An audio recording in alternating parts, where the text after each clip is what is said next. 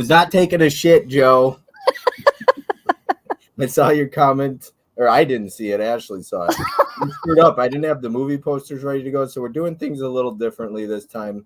I just got home like 3 minutes before we went live, and then I realized I did not prepare some things, so I fucked up.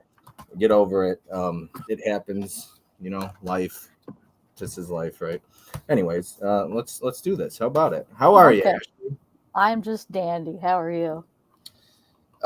Doing good. Doing good. It's really hot. I'm like sweating because I was trying to do so many things, grocery shopping and working before we went live and so on and so forth. But I'm here.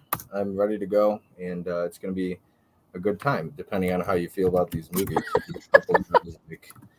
Hey, even if I didn't like them, at least we still talk about movies.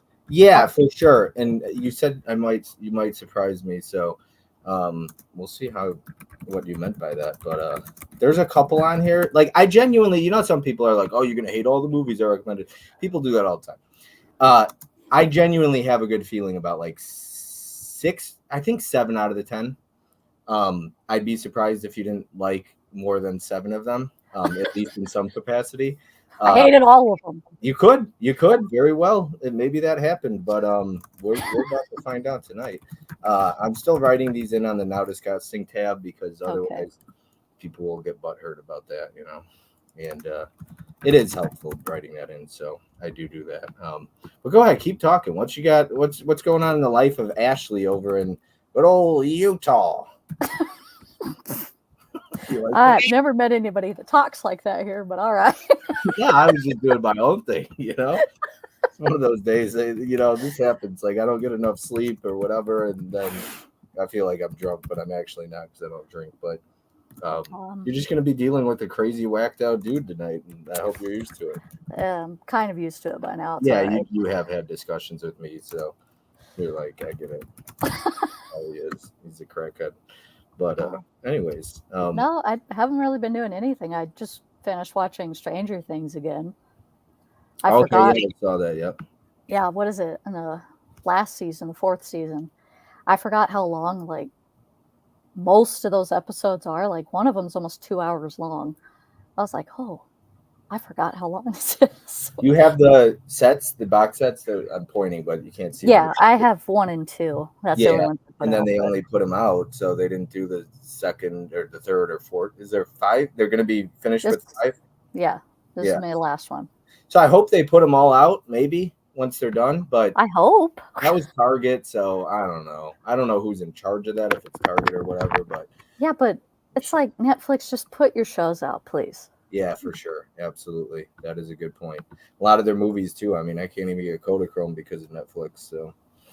Oh, that was a Netflix one, huh? Yeah, there's some good Netflix ones out there. There's some shit ones too, but there's some good ones. There's a lot of shit ones. Yeah, so just depends. But yeah, poor Ashley. I messaged her like a half hour before. I was like, it's probably gonna be like last second, and she's like, "You slacker." And, yes. And then I got home, and it was 2 minutes before we went live, and I was like, "Oh shit, I forgot a couple things." I was like, "Let me get my water, and then I need to get a pillow for my ass because my seat." The pain in my ass, so and then you almost fell. Yeah, I did. Oh yeah, no, we won't talk about that. You said good thing you weren't live. That was actually scary. I thought I was actually going to fall onto my shelf of Kinos. I was going to sit back, and I sat back a little too far in this chair, leaned back, and I went. And luckily, I did not fall because otherwise, I would have hit my Kinos. And there's a couple second sites sitting on the top of the shelf. You would have heard and seen everything fall on me. You would have been laughing. I would not have. I'm sure I would have. Yeah. All right. Are we good? I'm going to catch up with the chat. I feel like this is you never know what you're going to get on. It's like a mama always said, you're never going to go what you get with a box of chocolates and all that shit. Well, you never know what you're going to get on Bob's channel. So, hey there, Bobby Blue and Ashley. Adrian is in the chat. We got Joe Martinez here. Good old Joe. Hi, everyone. Another great night.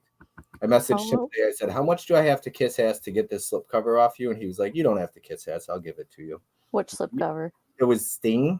Wellgo USA put it out, but Amazon's been shipping it without a slip. So has it? Stupid. Yeah, what's up, cool kids? Yeah, it's a pretty tough one to get, and Amazon's selling it for a decent amount of money. We got Holland Oates here, Johnny's here, Joe's here, Mizzy's here. Mizzy says, hey, Bob, Ashley, and Pat. We got Joe Martinez here. By the way, it's Mizzy's birthday, and Ashley said she was going to sing him happy birthday. Yeah. Oh, But it is Mizzy's birthday. He turned 40 years old today. He's an old man. He's basically almost 50. So go ahead and wish him happy 50th birthday if you'd like. oh my God. Sydney, you Happy mentioned, birthday, Mizzy. what's up, everyone? Corey says, "Hey, y'all. What's up, Corey?" You know, Corey talks like this. He's like, "Hey, y'all." There you go. There, Hi, Corey. we got Busy saying, "Hey, Corey, my shoulder hurts." Oh, I said going live in 10 minutes. Sorry, 10-4. Bob wants me in the bathroom taking a shit. That is not. I wasn't. I actually had to grab all the movies because, like I said, I didn't get the posters put up today. So we're doing things a little differently. You get to see the physical media portion of things. What's up, no hardcore Grant? Grant is in the chat. Mizzy says, "Hey, Tony." A lot of highs back and forth. We got Basement Blue saying Ashley's ready for fall. Nice image on the screen behind her. Yep, at least it's not Lord of the Rings tonight, so that's always a good. Hey there, Mizzy. You doing? How you doing, pal? Good man. You. We just got Steve Excelsior in the chat. What's up, Steve? Hey, Steve. We got Ken in the chat. What's up, y'all? What is up, Ken? Happy Protimus. We got Prince in the chat. Movie Warehouse. Nicholas is here. What's up, Nicholas? Steve, Mizzy. Nikki is in the chat. I don't know if I said that earlier, but anyways, Nikki is here. She says, "Happy birthday, Mizzy. Happy 50th." That should say. Vince says, "Hey, Bob," in the chat. Movie Warehouse says, "Happy birthday, Mizzy. I watched Chopping Mall on Tubi recently. I like Chopping Mall. That's great. Fun. That is a good movie. That's fun. Happy birthday, Mizzy. Happy 50th, Mizzy." All right. That's going to be the joke tonight. Hope you are up for it, Mizzy. It's fine. I'm good with it. All right. Do you want to start with number 10? Like I said, I don't even have it, no posters, so I'm going to have to look. I got the stack of physical media, so as soon as you say it, I'm going to try and be as fast as possible. But what's your number 10? Indecent Proposal. Right here. I got Indecent Proposal right here. Kino Lorber. This is a 4K of it. Indecent Proposal. Sorry, it's not going to. There you go. A little showing it off. That is number 10 for you, and I'll put it up on the screen here. Right here. You're talking Indecent Proposal. All right. Okay, so let me see. I'm very curious. I had a piece of paper predicted for your ranking. What the fuck? What's the piece of paper? Oh, it's right under the movies. I got it. Okay. All right. So, what did you think of Indecent Proposal? I got to get my notes ready. Okay. My initial thoughts is this movie absolutely bored me to tears. It was excruciating to get through. I just did not like this movie. Not because of the, the whole sex and everything. That was like minimum compared to stuff now. But no, I wasn't invested in any of these characters. I really thought that it almost kind of reminded me of Challengers in the way that it's shitty people doing shitty things. So, because I just, what else did I write here? I really, I liked the cast. Are you kidding me? Like Robert Redford and Demi Moore and Woody Harrelson. And it's not that no one had any, they all had chemistry. It just, oh God, it kind of felt like I was watching a Lifetime movie. So I introduced Mizzy to this movie and he fell asleep. So to hear you say you were bored to tears, I'm sure Mizzy's probably somewhere in the chat saying I was bored. I was too. I fell asleep. So he was like, "Oh man, it wasn't that bad. I'll have to rewatch." I was like, "Mizzy, if you fell asleep during something, it had to be that bad. Yeah, don't worry about it." And so, I grew up in the '90s, obviously, but when I rewatch, especially early '90s movies, the way things are filmed kind of drive me nuts because they have this hazy filter to it. And the whole time I was watching it, I was just like, oh, I hate this way it's shot. Because everything else was nice, camera work and everything was awesome. But that haze, and then of course all the jazz music, I was just like, Jesus. There's only one movie on this list that if you ripped, I would be heartbroken. It's not Indecent Proposal. I'm not worried about that. When I rewatched it, I gave it a 4.5 on my first watch. I gave it 4 on my rewatch. Still like it, but what did you give it? Like a 1? A 1? Give it a 1. All right, so I'm 0 for 1 so far. But that's okay. We still got more to go. But so I didn't write any notes down because I only actually got around to rewatching 4 of the 10. One of them I watched in like March, another one I watched in November, and don't. So sometimes you don't need to rewatch it. And what Yeah. I've realized about rewatches is sometimes when I force myself to sit down and rewatch something because of homework, so to speak, I end up not liking it as much. And I'm like, Yeah. I love this movie and I didn't enjoy it right now. And so I've realized, you know what, instead of forcing myself to sit through something that I'm not in the mood for, I've Mhm. just realized I'm not going to do it. And I still know exactly what I want to say on each movie. I don't need to see everything sometimes. So Yeah. I've just realized that. Like, I'm like, I love this movie and I'm not in the mood to watch it. I'm not going to force myself to because I don't want to ruin an experience out of a movie that I love. Exactly. So And um, like go ahead. I knew that like you gave it a higher score, and I went to put it in my letterbox because I just logged it. I was just like, oh, I guess I'm in the minority with this No, movie. no, you're not. I would say No, I would be in the minority of people that like this movie because there's a lot of poor scores on Letterboxd, at least my friends list. I find that there's a lot of okay, 3s and 2.5s. Busy fell asleep. So I would say I'm more in the minority on this, and this is one that I wrote down on my list, and I said probably something if I could do it over, I wouldn't have recommended. well, There's one other movie on this list that I wouldn't have recommended. There's only this two. it's not. It didn't like offend me. No, I didn't It think it was would. just so boring. It's just when I rewatched it, I was like, yeah, I don't. I think it's too boring. Exactly. So It's not my cup of tea. no, and that's okay. I'm not. Yeah. Yeah, this isn't one that I'm like. You saw my high score, but that's for me. But I'm more in the minority on ones that like this movie. So Okay. don't look a day over 39, Mizzy. And Mizzy says, "Thank you, Nikki." Now discussing tab, Mister. I think I have it up, don't I? Yeah, Yeah. you did. Thanks, Movie Warehouse. Adrian James says they forgot about the last robot in the end. Hey Holland, here we go. Sup party people. We got KB in the chat. What's up, KB? Haha, thanks, Ken. Appreciate it, man. Need to watch the movie on Paramount Plus. Indecent Proposal was one of the trailers from the other VHS tapes. Not sure how Grant would feel about that one, but possibility. Oh, We got a lot of people saying hey to KB. Let's see if there's any talk about this movie. I agree, super slow. See, Nicholas says I was okay. bored too, kind of with Indecent Proposal. See, I would say most people were. Tony says I want $1,000,000. AKB. Robert Redford has done way better. Yes. The ending killed that movie to me. Okay, so Ken didn't like the way it ended. Indecent Proposal, good movie, but not great. Same. Cindy's rating 3 out of 5. Hey Johnny, not much. Looking forward to bowling tomorrow. Nice, nice. Enjoy bowling. Just a lot of highs to KB, happy birthdays and things like that. Hey Mizzy, happy birthday. The king has arrived. Thank you, sir. It's good seeing you all here. Mizzy's like, I wish he didn't tell anybody it was my birthday. Now I gotta type happy birthday or thank you to everybody. And anytime, man, I got to catch up on movie reviews on one I've seen in theaters lately. Thanks, City. What's up, Bobby Blue and Ashley of the Undead? We got Deadly Spooky in the chat. Only saw Proposal once and haven't seen it since. You're Ashley not of the missing it. Undead. All right. My quotes I wrote down one quote. It was a life without risk is like no life at all. I really like that because I'm like an adrenaline junkie, anyways.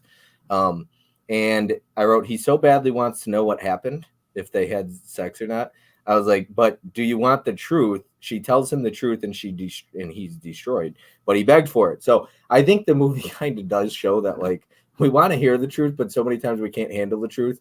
And like you're asking, how was the sex? Was it good? Like was it better than me? And it's like, don't ask questions you don't want the answers to. Because Well, why did he want to have sex with her right when she got back in? Basically, I was just like, that's weird. If she did that, why would you want? I mean, I guess in a way. I mean, I'm not a man, but thinking about it, maybe it's like a power move in the sense of like, well, I you're still suppose mine. I don't think about that, but you're saying put her ass in the shower and then have sex with her after. Is that what you're But they didn't. Like she walked in. Do you Yeah, remember? yeah. And I was just like, why is he wanting to have sex with her right now? This is so weird. But maybe I'm just weird and I'm not into that kind of thing. Like I'm not into sharing. So Yeah, for sure. I'm one woman only kind of man for me. Wanted to like it more, got the Kino 4K, but yeah, not the greatest. Yeah. I've been there with like I don't know. I'm not gonna get into all that tonight. Johnny says, just imagine anyone wanting to get on with Crooked Skin Redford is making my fucking stomach turn. Well, a lot of people think he was the hunk of all hunks and bee's knees back then. So, Well, he wasn't bad back in the day, but he was kind of old then. So, what are we watching in the background here? just ads. Just ads. I don't know what that is. I'm not paying for YouTube. um, No. let's see here. Ashley. Yep, that's all I wrote. I got those are my notes. Just 2 notes. But hey, That's it. do you want to see what my last comments were? Yeah, for sure. Yeah. All 3 of these people are raging douchebags. Hard pass. Oh, raging douchebags hard pass. That's fair. That's fair. They yeah, I don't know. This movie really worked for me. That's the thing is like boring is so subjective. When I rewatched it, I realized it is very slow. I won't disagree with that at all. But what works for me is not going to work for other people, and vice versa. And this is a slow movie, and so to a lot of people like Mizzy and Nicholas earlier, it's boring, and I get that, so it's not gonna, trust me, I'm not offended by this one. There's only one that I'll be like, oh, I think I already know which one that is. Yeah, probably. There's only one that really two that are pretty high on my list, but there's only one that I gave 5 stars to on this entire list. So okay. Nikki, on the other hand, next week, oh boy, I gave her like 5 of some of my favorite movies of all time on her list. I don't know what I was thinking. So, I hope she gives you ones. She gave you what that would break my heart because people are like, what are you doing? Why are you recommending some of your favorite movies of all time? Not only that, I did like 5 of them. So I was rewatching them. I was like, oh man, Nikki's got her work cut out for her, not to hurt my feelings.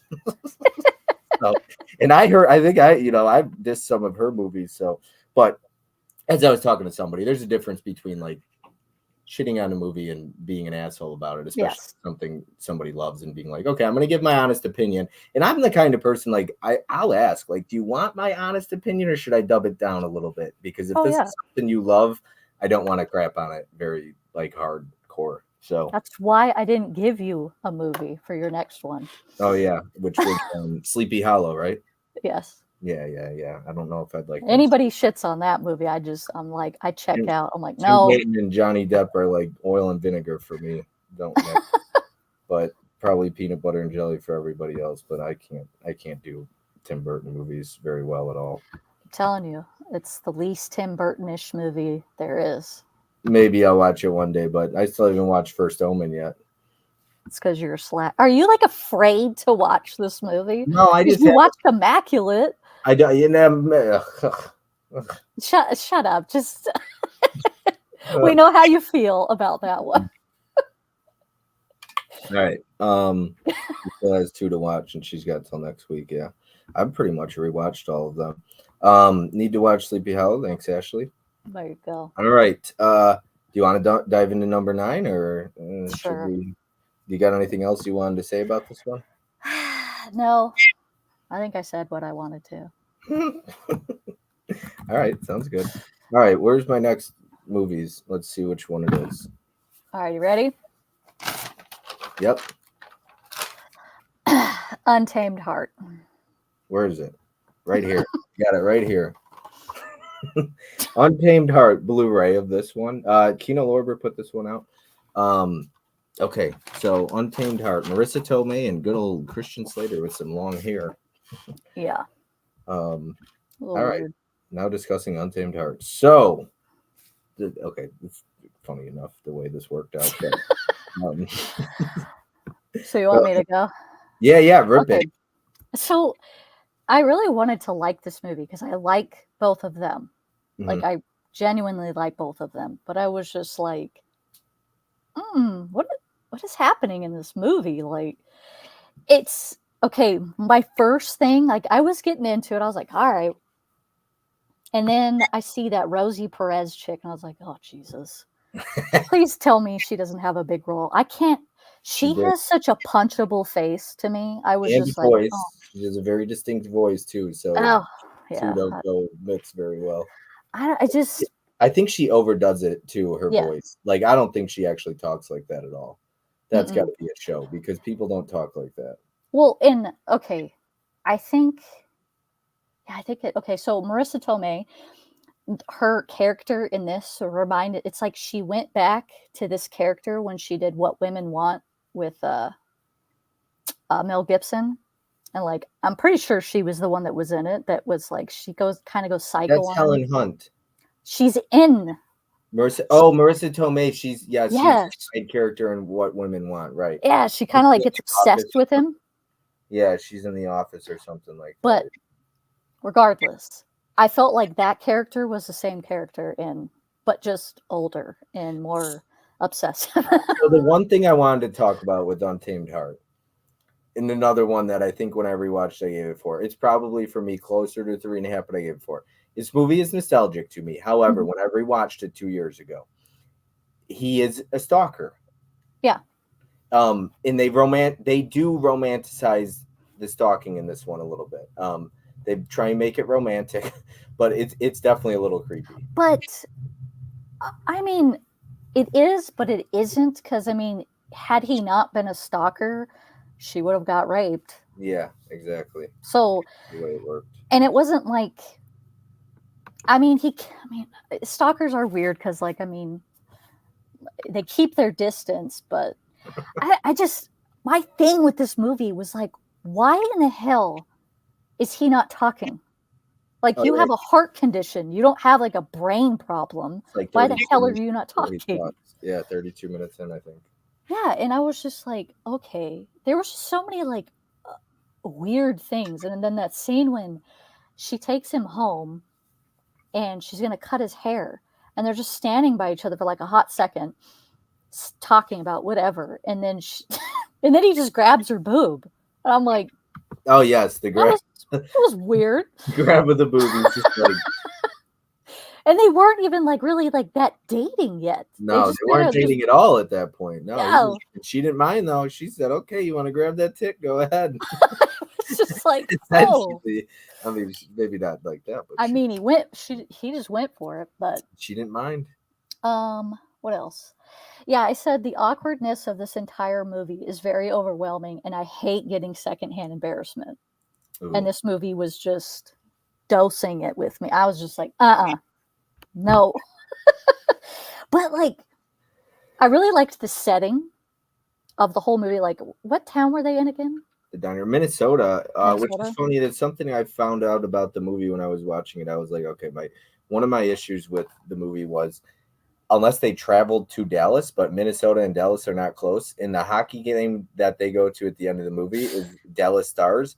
So unless the movie was somehow they were, and I know this is a small thing, and I do like the movie, but I can't stand when I find flaws that don't make sense. Why were they at a Dallas Stars game and they were not playing in Minnesota at all? Like, and they were Dallas fans, and she had a Dallas Stars thing on her car, but they're in Minnesota. I mean, I'm a Titans fan and I live in Illinois, so I get that can happen. But they didn't go to a Minnesota game; they went to a Dallas game. Now I know that's who were they playing? They weren't playing Minnesota. It was Minnesota Wild, I believe, is hockey. They were not playing. I think they were playing a different team, and it was NHL. And I was just like, "What the fuck?" And they didn't make a 16-hour drive because I'm pretty sure Dallas and Minnesota are about that distance. So I was like, "That's probably further than that." I was like, "This bothers me." Oh, and then when they kind of started like seeing each other, and then the annoying girl Rosie, like made her go on that date, and then but she did it anyways. Like, I'm gonna go on this date with this guy. Like, why? Why did you why did you do that? Why not say no? Yeah, it's just shit. I hate shitty people. Like, you're seeing him, even though he's like the weirdo. You decided to date the weirdo, so here you go. But I was just like, I've always hated that in movies because I'm like, anytime I've been in a relationship, I'm like, other dudes just don't exist to me. So why the hell does this always happen in movies? Like, maybe I'm just not normal. Yeah. No, I don't know. I mean,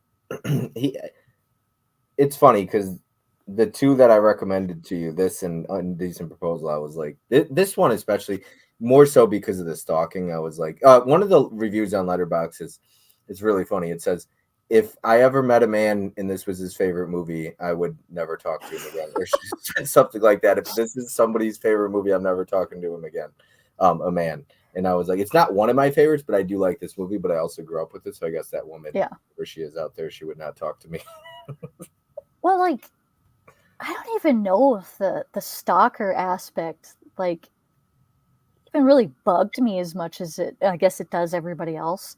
Because I mean, yeah, he is a stalker. I'm not not disregarding that, but it was just other things that was like the thing that was just pushing. I think the movie's telling us he's a romantic stalker. Oh, is that what it is? Maybe. But I think it helps that I grew up with this. It was one of those movies my dad showed me as a kid, and yeah, so I grew up with it. I think if I was watching like Freddy vs. Jason recently and so many other movies, and I was talking to my buddy about this, and I was just like, dude, so many of these movies, like Final Destination, for example, it's a 4.5 for me. If I didn't grow up with that, it would not have the same. Like it's still fun. It's a total banger. But these movies that I grew up with as a kid, watching them today, I'm like, they're awesome because I'm probably seeing them through nostalgic eyes. But I was like, and I Final still like Destination them. is a 4.5. If I rewatched it though, I always ask myself like a Freddy vs. Jason because I love that movie. If I watched it for the first time today, would I feel like Final Destination is that good? I'm like, I don't know. You? No, because you're super judgy. What? I just mess with you. But no, well, like Final Destination though, like what other movies are doing or did what those movies did? No, Nothing. I even love the Wrong Turn franchise, but especially See, I the only got 2 into those. yeah, well I never the finished sixth it. is complete ass. I don't know what Joe saw on it. Okay. The conversation for another day. It's Joe's favorite. We'll talk about it later, Joe, because we need to have a talk about that. There's some incest in that movie and stuff, so I want to know if Joe's what he liked about it. But yeah, we were talking about Untamed Heart. Incest came onto the the screen. You brought it up. I didn't. It's in a movie. But yeah, Untamed Heart. Anything else you wanted to say about it before I catch up with the chat a little bit?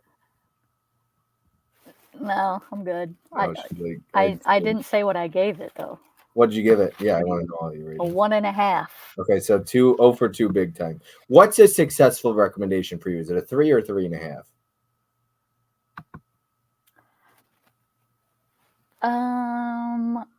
Depends on how much that 3 I liked. Because I know you didn't like. I don't know. It's probably a 3.5. You didn't like Monkey Man, but you gave it 3. Like what? Monkey Man. Yeah. But you gave it 3. Yeah. In challengers, you didn't like those. See, if I give something 3, I think to myself, like for me, and that's why everybody's rating system is different. For me, 3 means above average. I mean, it is above average because they're both like those 2 movies. They're not absolute ass. I just don't like the subject. Right. And with Monkey Man, it was the editing. God, that drove me nuts. Yeah, you said camera, like the shooting of it too, drove you nuts. Yeah. And it was a little slow. Tony liked Untamed Heart. It is slow. The first hour is really slow in Monkey Man. Thank you, Ashley. Gosh, not the greatest for Untamed Heart. Dudley Spooky says, Bob, what's your opinion on Lord of the Rings, and why do you also agree that it's the greatest trilogy of all time? Bob loves it. Yeah, exactly. I've done it and watched all of them. I still haven't watched Untamed Heart. Oops, never seen it, Nicholas says. Joe says he loved Untamed Heart. Do it now, Holland. Stalker movie. Her voice irritates me big time. Rosie Perez. Yes. What's up, Tony? Deadly Spooky says, I can't picture Rosie Perez without hearing a screeching Mookie. Let's see. Sup, everyone. Heading to my storage, so we'll catch the replay later. I'm sure there's some bangers on this list, Adam says. We'll see. 0 for 2 so far. She was the coffee shop girl who really liked Mel Gibson. Yeah, okay. Gotcha. There you go. That's what Nicholas says. What's up, Adam? Sup, Johnny? Hey, I do enjoy Untamed Heart, Adam says. Right here. Okay. I'm surprised he's seen that one a little bit.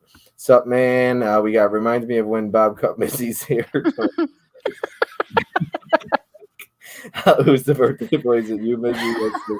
They used to be the Minnesota North Stars. Oh, okay. So that's what it was. Okay. So, okay. Makes sense now. Thank you for explaining that because Yeah. See, Bob. the Dallas Stars. Yeah. Like his Titans was in Houston. Yeah. Ashley, maybe I'm just not normal. But yeah. Uh, Thanks. the NHL, if I'm not mistaken, had some teams wear white sweaters for home games during the 90s. So Dallas wearing the darker sweaters meant they were on the road. Level out Tony, they aren't wrong. Tony putting Savage's moves. Hey Eli, super judgy. Tony's laughing. You're super judgy. LOL. It's always hard to put on the critic glasses when it comes to nostalgic movies. Wrong Turn 6 is 3.5 stars, Bob. Oh my god. 3.5. Mizzy says Wrong Turn 6 off. LOL. It's a no. It's a terrible. Oh my goodness. I need to know what Joe liked about it. We're gonna do a discussion what this movie means to you, what this piece of crap means to Joe. But it's okay, Joe. You like bad movies, you like bad movies. But I do want to talk about Wrong Turn 6 sometime with him. We got KB saying, Bob, go to Brooklyn, New York. There are women that talk like Rosie Perez. Oh my goodness. But here's the thing that I think of that. When I think of the Valley Girl, there's this little skit or whatever. It's a TV show. She's like at a coffee shop and she's like, what can I get you? And she's got this voice and he's just like, why do you talk like that? And she's making fun of her and she's like, talk like what? And then as he's getting ready to leave, she talks in like a regular voice.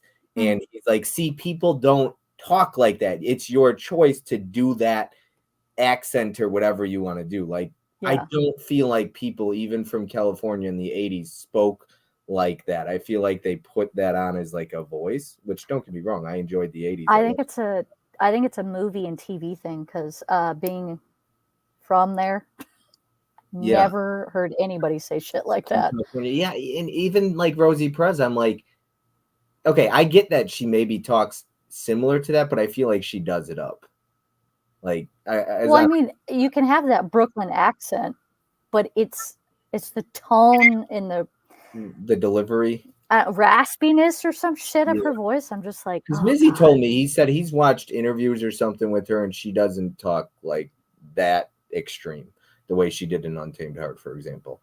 So I feel like some people do it, like to put on a, I don't know, almost like like I feel like, and I've talked to Mizzy about this too because he lives out in the Boston area. I'm like, do people have that thick of like certain areas, like in the town or Minnesota? I had this conversation with Derek, and he's like, we don't talk like that, but he's like, maybe some people out in certain areas have that, like, but Minnesota, like Fargo. I also feel like you're not going to hear it because you're from there. Like if I listen to somebody who's from, like, say, like, you know, Minnesota or something like that, I will catch, just like when I listen to people who are from Canada, there's words that are just dead giveaways. I'm like, oh yeah, for about about but or the way they say sorry too. God, it drives me nuts. Sorry, right? It's like sorry. Yeah. When it comes to Minnesota, though, I think he had told me like Fargo's, I think, exaggerates it a bit. Like, dude, accents. I love Fargo. I do too, and it's great. And I think it's humorous how they sound. Some people do, but an everyday thing for me, but not. Is Derek right? Like more in a city or like a small town? He's in. I think he's near St. Paul, I believe. That makes sense. I bet you people talk like that are in small towns. Yeah, exactly. Small town people talk differently than I like Fargo city people. Don't get me wrong. Farther north, they have some thick accents here in Minnesota, but not as much in the cities. Yeah, see, I don't think you're mentioning right now. I love Fargo. Yeah, I just feel like it's exaggerated though sometimes. Like, I don't know. In movies for sure. In movies, and even sometimes people in general, I feel like, I don't know. Like, you develop that over time. I'll stick to that. Like, you develop it. Like, oh, I got to keep my thoughts to myself on this one. But I was gonna say, like, okay, no, I'm not gonna. I'm gonna say what I want to say. Mizzy's in the chat. Don't get me wrong, and KB's in the chat. But not that you've seen this movie, but Tasha Smith. And Mizzy's like, oh God, here we go. I already see it in the chat right now. He's telling you. But Why Did I Get Married? Tyler Perry movie. I feel like some people put that on like a because I don't hear, I don't know, like I said this before and I got in trouble over it, but I'm going to say it again. The ghetto accents, like that's, I've heard it. I feel like you put that on. You're not born talking like that. So see, Mizzy's saying, oh boy, LOL. But if you go and watch Why Did I Get Married, Tasha Smith, like people don't just talk like that. That's not, I don't care who you are. You don't have Uh, that kind of a voice. Like you choose to, like the stereotype, I hope not be Tony. If I could put one person in a wood chipper, who would it be? It would be me. Tony's getting dark tonight. Would you like to know what he said? If Tony would let me say this, but I'm not going to say it. But he texted me something today about an Uzi, and I was like, I didn't even know what Tony knew what an Uzi was. I was like, he was dark today. He's from Georgia, isn't he?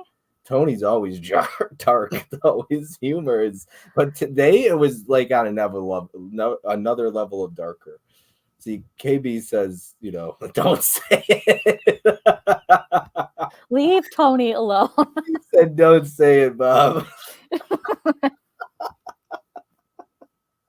I won't say it. Very true, Joe. See, The best Joe, makes sense of I can tell when I've been on live streams with him. A little bit, yeah.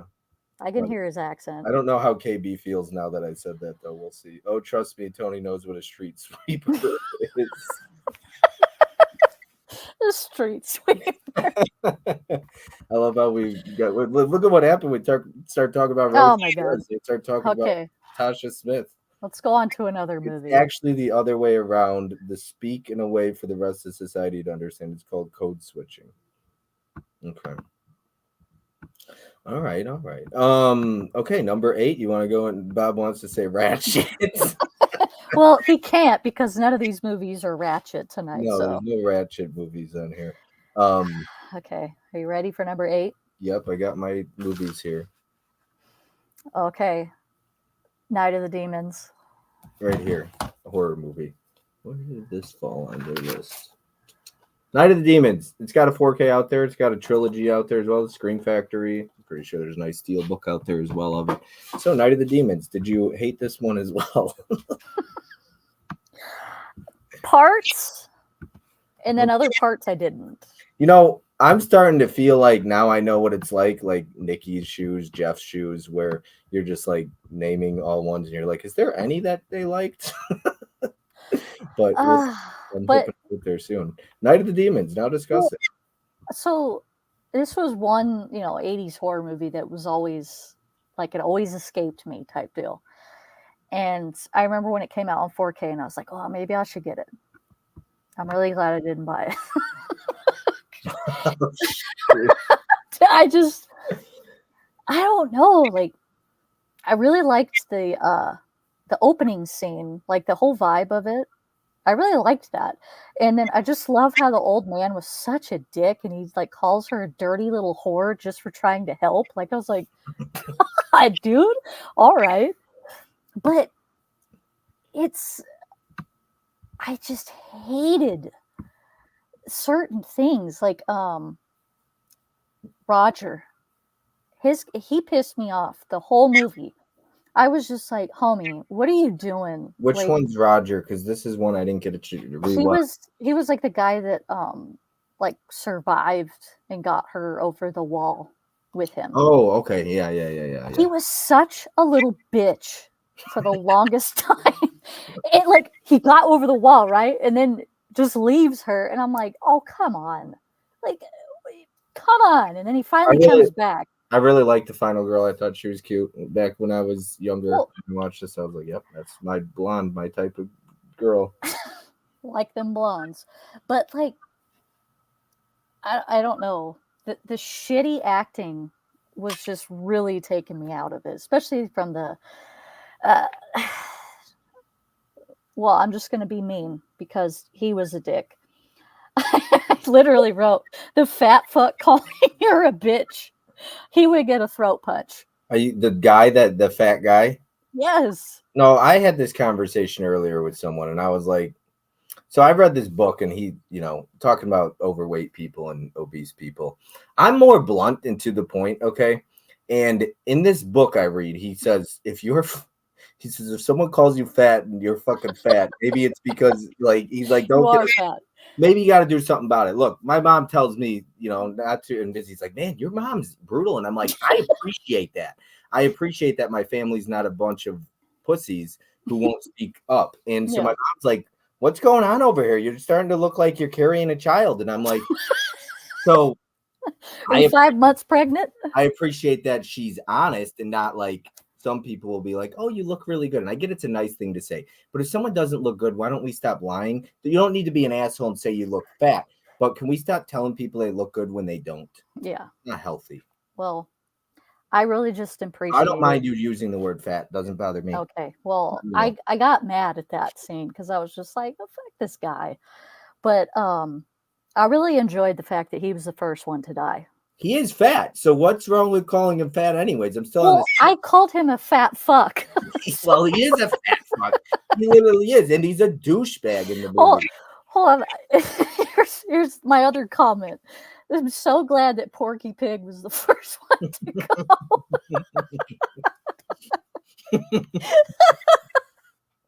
I must have been in a mood when I was watching this movie. I like it. But I'm into it. I'm feeling it. I agree. Oh shit! But I really like. I are getting canceled tonight.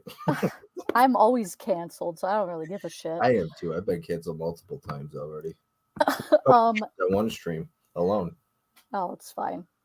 I really like the practical effects in this like when they turn into the demons. I actually really like that. I was like, oh, Linnea Quigley putting the lipstick in between her tit. I thought that was like really cool practical effects alone though. Can I just say something? How the hell did they do that? Go ahead, yeah. You gave me so many movies that have titties in it. Oh shit, did I? Yes. There's also a dick in one of the movies I gave you. There's a couple. There's a couple penises too? There's a couple, yeah. Couple dicks. Hold on. Where's the other dicks? No, it's in one movie.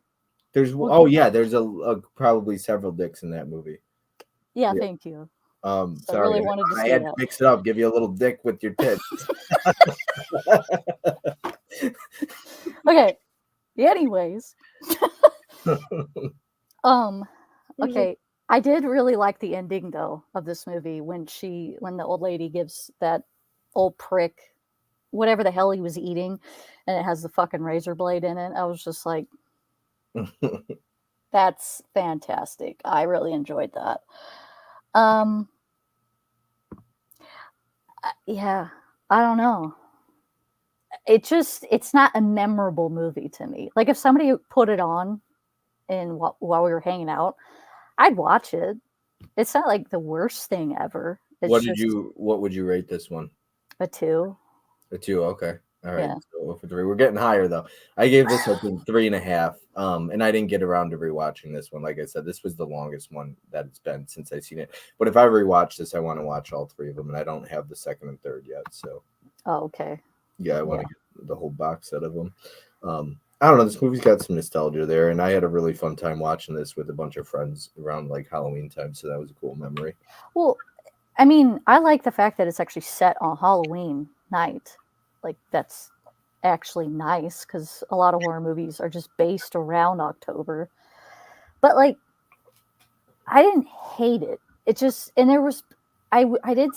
What did I say? I said it did take a little too long to finally get to them as like demons and for the killing. I was like, this movie's not very long.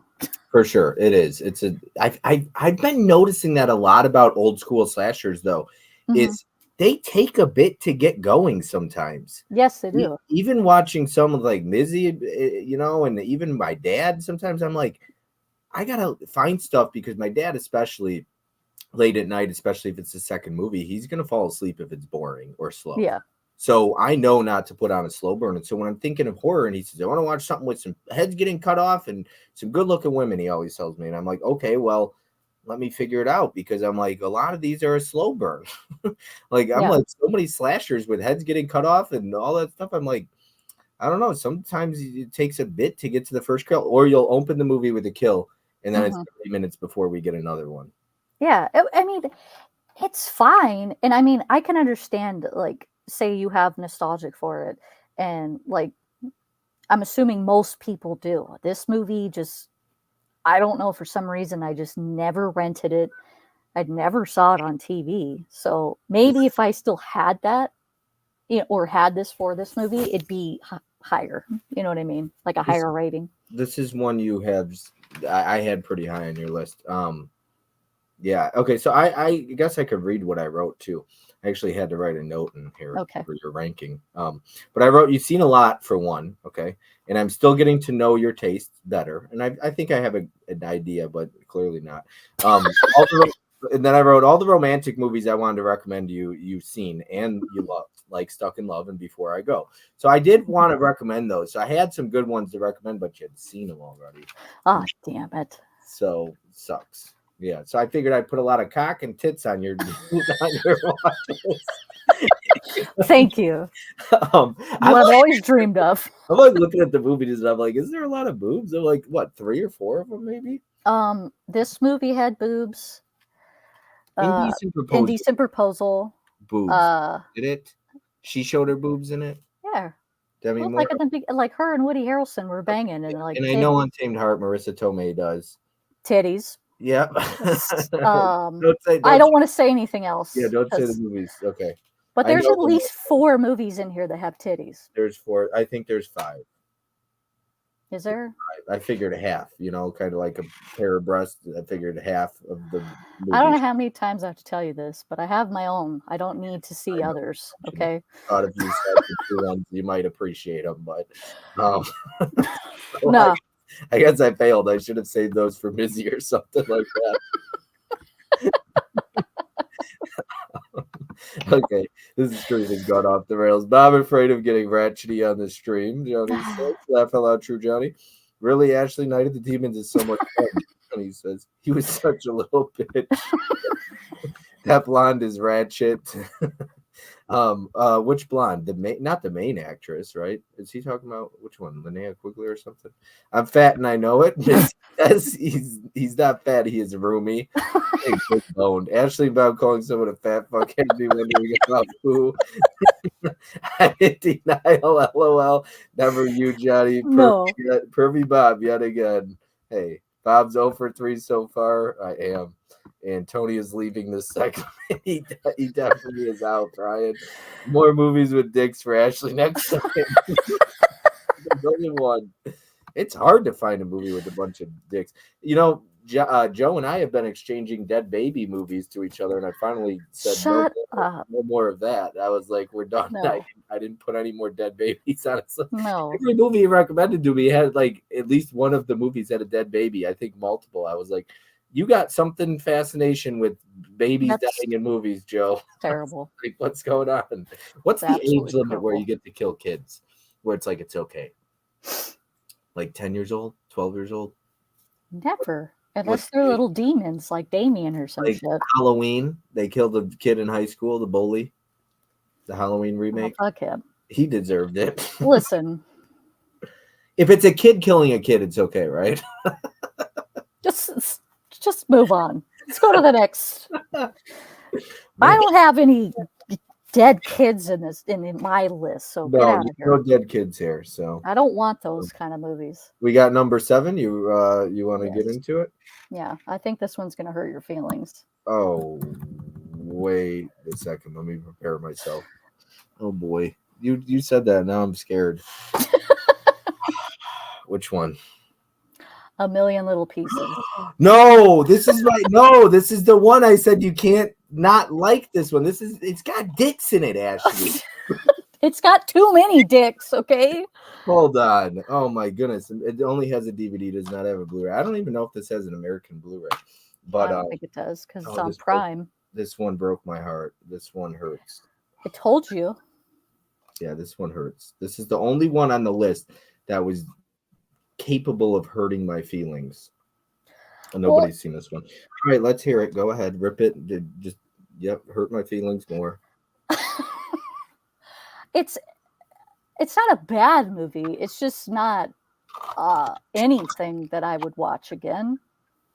Because So I was like, the editing style that she does with her movies is just the oddest thing to me. It's not terrible, but to me, it always just seems like a glamorized Lifetime movie. I mean, obviously, watch 50 Shades of Grey or whichever one she did, one of the two. And her having to put him in it, like, oh yeah, I gotta put my husband in here because he just couldn't get any other movies without me. I'm like, he does fine without you, bitch. But he's not Um, bad in this. no, no, no. That's not what I'm saying with that. It's just it could this role could have been anybody. So, do you want to hear the funny story about how they met, the two of them? He was like Yes, I know this how they big met, creep and it's came up gross. on a set, and he was, I think, 17 at the time, and she was 42, I believe, at the time. Or no, not 42. I'm sorry. I think she was like 39. I think she's 21 years older than him. It's But gross. he was 17 and she was like 39 or 38. You're still a child at 17. I don't care. Yeah, that's that. Well, it must not be statutory rape at that point. Depends on the state, but I don't know. He liked older women, I guess. Well, if you're groomed, you're going to, so it's fine. But I really like the cast in this movie too, because like Billy Bob Thornton. yeah, I was really surprised by him because I didn't look up any. I mean, I knew what this movie was because I had seen it on Prime. I just had never watched it. But I mean, I like Billy Bob, so I, There's a scene in the movie I wanted to save this conversation for you because I think we talked about this. So about addiction. And I'll have this conversation with people because when it comes to addiction, the movie is about alcohol. All the addictions above, basically, for him. But if you haven't seen this, and this isn't a spoiler, but there's a scene in the movie where they're in the group and they're talking about. He says, "Why is like what does he say?" He says, "Why is it called a disease when it's my choice?" He says, "I was the one who chose to put a mhm. needle into my arm and shoot heroin." He's like, and then the guy tells him, the leader of the group, he's like, "Well, let me ask you, when you were born or when you were a kid, you didn't want to become an addict, you just did." And so they call it a disease. Addiction is a disease, and you hear that a lot about some things. I don't disagree with addiction being a disease. I've struggled with addiction in the past, but I do believe it is my choice to shoot up heroin or not. Like, it is my choice to drink. And I've been through addiction, I've struggled with it, but at the same time, I do agree with the fact that it is my choice. I can't make, like, yes, it's a disease, but I can't sit there and make excuses for me continuing to shoot heroin or something like that. Like, I don't know. I mean, it is a disease and it's tough to get off of addiction. Trust me, I've been there, but I don't know how much you could kind of make But an excuse on disease, though. it's not. To me, it's not because everything that you're doing is a choice. Having Parkinson's is a disease. It's not like Right. you can fucking choose that. That just shows up. You know So what I mean? you wouldn't call addiction a disease? No. No, because And that's everything's a what he choice. argues in the movie. He says, "Why is it called a And disease when I I?" liked that Yeah. because I was And just like, thank you. and I do too because I play devil's advocate with that a lot. I'm like, yes, I didn't, because I feel like a disease is something you can't control. And I feel like addiction you can control. And Mhm. trust me, I've struggled with addiction, but I'm in the boat of, hey, it's my choice. And if I want to get clean, I need to. And I'm not saying it's easy, okay? Oh, It's yeah. but it's still my choice. Like, and when you go down a dark path, and some addictions are tougher than others, and but I don't know, man. Like, I've always been the kind, when I want to cut something off, I cut it off. And I know that's really tough for some people. That some people like cold turkey. Some people got to go. I didn't do rehab. My dad, he did outpatient rehab. I talked to Mhm. him about it recently about that. Like, I love talking to my dad about that stuff because we both have stories and stuff. But I don't know. Like, to me, it's your choice. You've got it. And if somebody's in the chat, and I haven't read the chat right now, it's like very strict on it being a disease. I'm not going to argue that. But what I will say is I've struggled with it and I consider it a choice. Oh, well, if you say that, because I mean, you're saying that every addiction is a disease then. So, like, you collecting movies is an addiction, so it's a disease. It's like, no. You can be addicted to all sorts of shit. You can be addicted to sugar And obviously this guy was addicted to everything terrible for you. Mm-hmm. But it was just like, he's making the choice. Because I mean, I've seen people grow up in really shitty situations or in really great situations who have ended up the opposite, because they chose to, oh, I grew up great, fuck this, I'm just gonna screw it up and become an alcoholic or a druggie. And then I've seen people who have come from that world of like, I mean, there's no heat in your trailer type deal, and your mom's high as shit all the time, and then you became successful and you never did any of that stuff. So it's like, those people chose their path, so why is it a disease? Right. It's silly to me to call it that, because I mean, every addiction is a choice. You're the one choosing to do it every day. I mean, is it hard? Hell And, yeah. and I'm not disagreeing with you Yeah. at all. If anything, that's what I liked. That scene stood Mhm. out to me so much because I've had this conversation with friends about it. Of, hey, I've always kind of looked at it as the way he did, is that it's my choice, so how can it be a disease? But Yeah. hearing somebody else, it was cool to see that conversation take place in the movie, and because I like having that conversation, because I'm not here to tell you you're wrong or right, whether Mhm. you see it as a disease. But the way I've always kind of saw it for me personally is it's my choice. Just like Yeah. when I get into credit card debt, it's my choice to continue putting myself in a further habit or a Yeah. further place of debt or get out of it. Me Yeah. buying movies, it's making poor choices.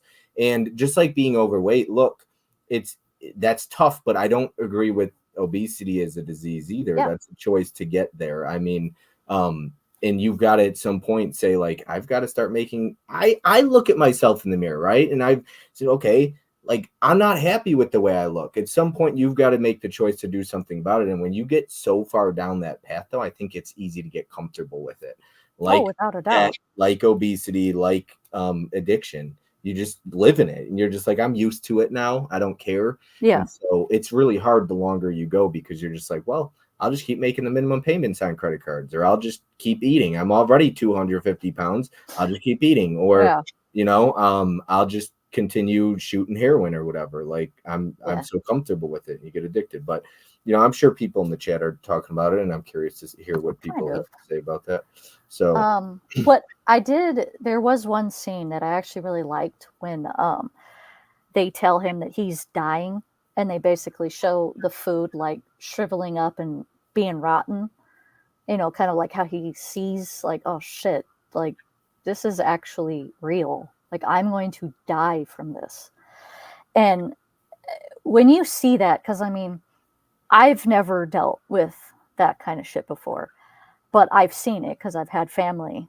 And when you watch somebody like give in to their addiction and they just let it kill them, I mean, that's basically, that scene was just like, oh shit, yeah, that's pretty accurate. You see like an apple, like fully formed and just healthy, and then you just see it just starting to wither and become like a rotten piece of shit. And right. it's just like, I mean, at least he was smart enough to, I mean, he resisted, like most addicts do, but at least he did it. Oh God, look at Tom Cruise. Oh boy, I didn't even know he's in the chat yet, because But yeah. yeah, I mean, it's sad that that happens to, literally, I don't care what class of person you come from or whatever. It's just like, it's sad that people give in to that for some reason. Like, oh, well, something sad happened to me or whatever. It's like, I get it, but everybody in this world loses people or loses this or loses that. It's like, I can understand getting wrapped up into like sadness, but going into like, oh, I'm just going to numb my pain and make myself more depressed by continuously drinking sucks. That people feel like they have to do that. I You know what I think mean? there's a huge, in our world, and has been, it's not just today, Yeah. huge lack of accountability Hmm. for yourself and other people as well, being accountable to you. And not at the end of the day, I could ask, like, back when I was going through addiction, I went to, groups, Celebrate Recovery, and we had accountability partners, what you call it. I think accountability is a great thing, but it only works if you work. Okay. And you got to keep Hmm. keep in touch with people. You got to let them know how you're doing. If you're not going to do that, then accountability is bullshit. Okay. And people aren't going to some people will reach out to you, but you should have, at the end of the day, you got to be accountable to yourself. And I don't make excuses for where I'm at in life. Like, oh, am I where I want to be at 33? No, I wish I had a house, not an apartment, but it is what it is. I'm where I'm at, and it's my choice to make better choices moving forward and to get to where I want to be. I can't sit here and blame this or blame that or bad circumstances. It was my choice to, spend money on movies instead of saving money the way I could have. So I was stuck getting an apartment instead of a house or something like that, or a job that I chose to leave or whatever. I just wish more people would be accountable. I think tough love lacks today hugely. I've had conversations with friends, and sometimes they get upset about things I say, and I'm like, I'm not going to sugarcoat it with you. It's not who I am. If you want somebody to sugarcoat it and tell you, woe is me, you got to go talk to somebody else. That's not who I am. And I have a friend who's like, hey, it kind of like hurts when you say these things. I had a friend, overweight, told him, I was like, you don't work out. And I was like, and you wonder why you're where you're at or something like that. And it was like, hey, it hurt to hear, but I was like, I'm not the type to tell you it's okay. I'm going to be the type to tell you, you're not going to live to be 80 or 90 years old if you don't change the way you live right now. And that's the hard reality to hear, but sometimes people need to hear it. Oh yeah, without a doubt. But yeah, I don't know. I didn't hate this movie. I think that it was mainly just a one-time watch. Do you know what I mean? What would your rating be on this one? 2.5. Okay, so we're at 2.5 now. We're getting there. We're getting there. A little late. I do feel bad. Some people you've seen a lot of movies, and like it's not just you. I hate recommending shitty movies to people. It could be Nikki, it could be Joe, it could be Mizzy. And shitty subjective, of course, but I really do hate when I waste people's time recommending movies that don't work for them. But I mean, to be honest with you, I know that you think you know my taste, but I don't think many people do. I feel like I was getting to know your taste, but yeah, then I felt like. Well, I'm not mad that I watch these movies. No, and you're not out here cussing at me or saying "fuck you," but. Yeah, I still feel bad though. It's not just a you thing. Next week, if Nikki hates the movies that I love on her list, I'll still feel bad about that. I'm not, worried about shitting on movies I even like. It's more, I feel bad that this person took 2 hours out of their day. They could have watched something they enjoyed. Instead, they watched something they hated. Yeah, this was the first one that I watched too. Yeah, I know. A month or two ago, like 2 months ago. Yeah, because I was getting rid of my Prime, so I was like, oh, I should probably watch this before I get rid of it. On Prime, yeah. But yeah, and I also, oh God, I didn't like that ending shot. Not that I didn't like the ending, I didn't like the shot. The beer? It was the glass. Yeah. Wasn't it the whiskey glass? Yeah. I hated that. Because I was like, okay, I get it. You're saying, okay, he's stronger, he's moved on type deal. But you could have come into that shot looking at that glass, but then looked up and just focused on him and his brother instead of looking through the glass. I was like, this is stupid. Yeah. But I'm also very critical of her movies because she bugs me. I also do like when people die in movies, so there was a plus in this movie because people die in it. Yes, they do. Everybody beats addiction in this, so I don't always like that happy ending because, like you talked about, some people don't beat addiction, and so I appreciate when they show that. So. Yeah, and that's fine because it's like, well, you kind of need that because that's realistic. Yeah, no, for sure. Within the movie at least. But yeah, I don't know. Should I catch up with the chat? Sure. Got a lot, I'm sure of it. I would imagine we've been on this for a while. Tony is loving this segment. More movies with dicks for Ashley next time. Watch Rare Exports. Oh shit, LOL. Broke Bob's heart in a million little pieces. Lots of swinging in it. He says lots of swinging in it. Ashley equating one of Bob's favorite movies to a lifetime movie. Did you call this one a lifetime movie? No, I said the way that she shoots her movies, it's like a glamorized Lifetime film. No matter the class or lifestyle. Exactly. I agree with that, Busy. Yeah, 100%. What's up, everyone? Magic Hands is in the chat. Oh my God. That's the comment you were talking about? Yes, Johnny Buddy editions out there. Addiction lasts a lifetime, but being a user is a choice. Yeah, no, I actually agree with that because I always, I think that's the thing about alcoholism. You have to like when referring to yourself 30 years later, you call yourself an addict. Like I'm an alcoholic is what I would hear most people say. I don't hear my dad classify him as one. He's got 40 years sober, but I know like when he talked to me recently, a couple months ago, he told me he said because we were talking about it. He's like, yeah, it gets easier. He's like, but even at 40 years, he's like, a drink is still a glass away. He's like, it'll always be there, no matter what if I have 50 or 60 years sober. So I actually agree with that. That's my cue to leave, Tom Cruise. Don't have me piss on your duplicate Blu-rays, Tony. I appreciate tough love. As he says, what's up, Tom? Mr. Cruz. What's up, boys? I appreciate tough love, and I get it. That's not going to work for everybody. Some people, they can't handle that, and that's okay. Everybody's different. I want somebody to be tough love with me. Not a dick, but there's a difference between. See, if it comes from a place of love, it's different too. It will get chopped off. Tony's getting violent tonight. No one sugarcoats anything for me because my fan fucking ass eat that too. I'll lock you out of the basement. Johnny and I offered you to help. Johnny, I offered to help you. He says, I feel you, Johnny. Just got to make small changes. Tom has a couch addiction, only to step on. Tom Cruise. Jeez, Tom has a couch addiction. Okay, all right. Let's see here. Million little pieces. Take it off the screen, and we'll get into number 5. Would be the next one. Yeah. All right. Yeah, this one hurt. This one was high up there for me. I don't know. Addiction movies. This is one of those addiction movies that I like versus like a Train Spotting, for example.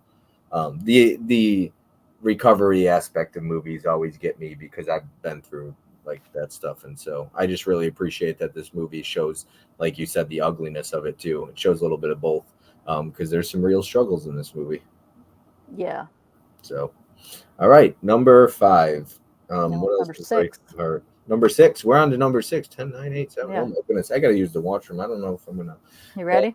Yeah, I might have. Or do you want to go pee first? Yeah, I might have to. You want to entertain the chat somehow? I don't know how to entertain the chat, so. Here, Tony says good night all. I'll put something on and you could talk about it. Oh God. Talk about Tom having a couch addiction. How would I know about that? I mean, I would assume that's the Oprah thing, right? Please mute. I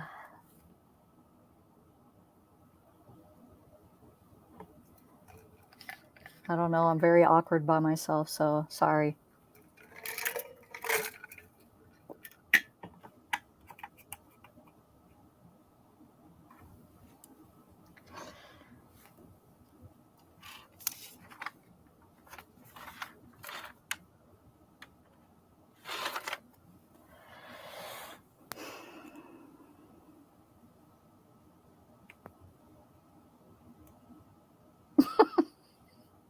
Well, I'm glad it's not just me, Tony. He does. I always feel bad doing that to people. Bob has a small bladder. Look, I drink a lot of water, okay? And so it is what it is. You know what I realized, though, when I left? And if I have to go to the bathroom again, I'll just put this on the screen and I'll let you talk about that. Oh, my God. I was like, as I was running over there, I was like, I could have just put that on the screen. I'm sure everyone in the chat is looking forward to that. Yes, exactly. Yeah. And I think I scheduled it, too. Or if I didn't. Yeah, I think I did. Yeah, you did. Okay, cool. All right, number 6. Cocktail. Ashley! Oh my goodness. Sorry, Tom Cruise. Tom Cruise doesn't even like this movie, I don't think. Oh, well, good, because it's really not that great. What? Man, I really failed with you. Holy shit. I'll grow from the next list. She's going to be like, no more. Look, I said, the first thing I said, I must say I understand why this is known to be a bad movie. Like, if you look it up, it's like known to be a shit movie. Most people hate this movie, for sure. This is another one where I'm in the minority, I would say. I love this movie, though. Oh, I love this movie. I mean, I had fun to a point, but I was just like... He says one of his least favorites. Okay, well, I'm glad Oh because no, I agree. cocktail. Yeah, I'm good. No, Ashley. Sorry, Joe. I love Cocktail. Good movie in my opinion. Cocktail is 4 stars for Joe. Go ahead. Everybody's got their own taste, man.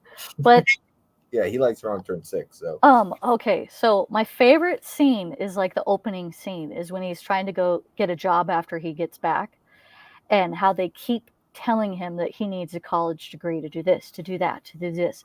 And as somebody who did not fall for that bullshit, I mean, it's the truth. In job interviews, they tell you these things, but I've always been successful without one. So that's what that scene was so relatable because I've had that happen numerous times.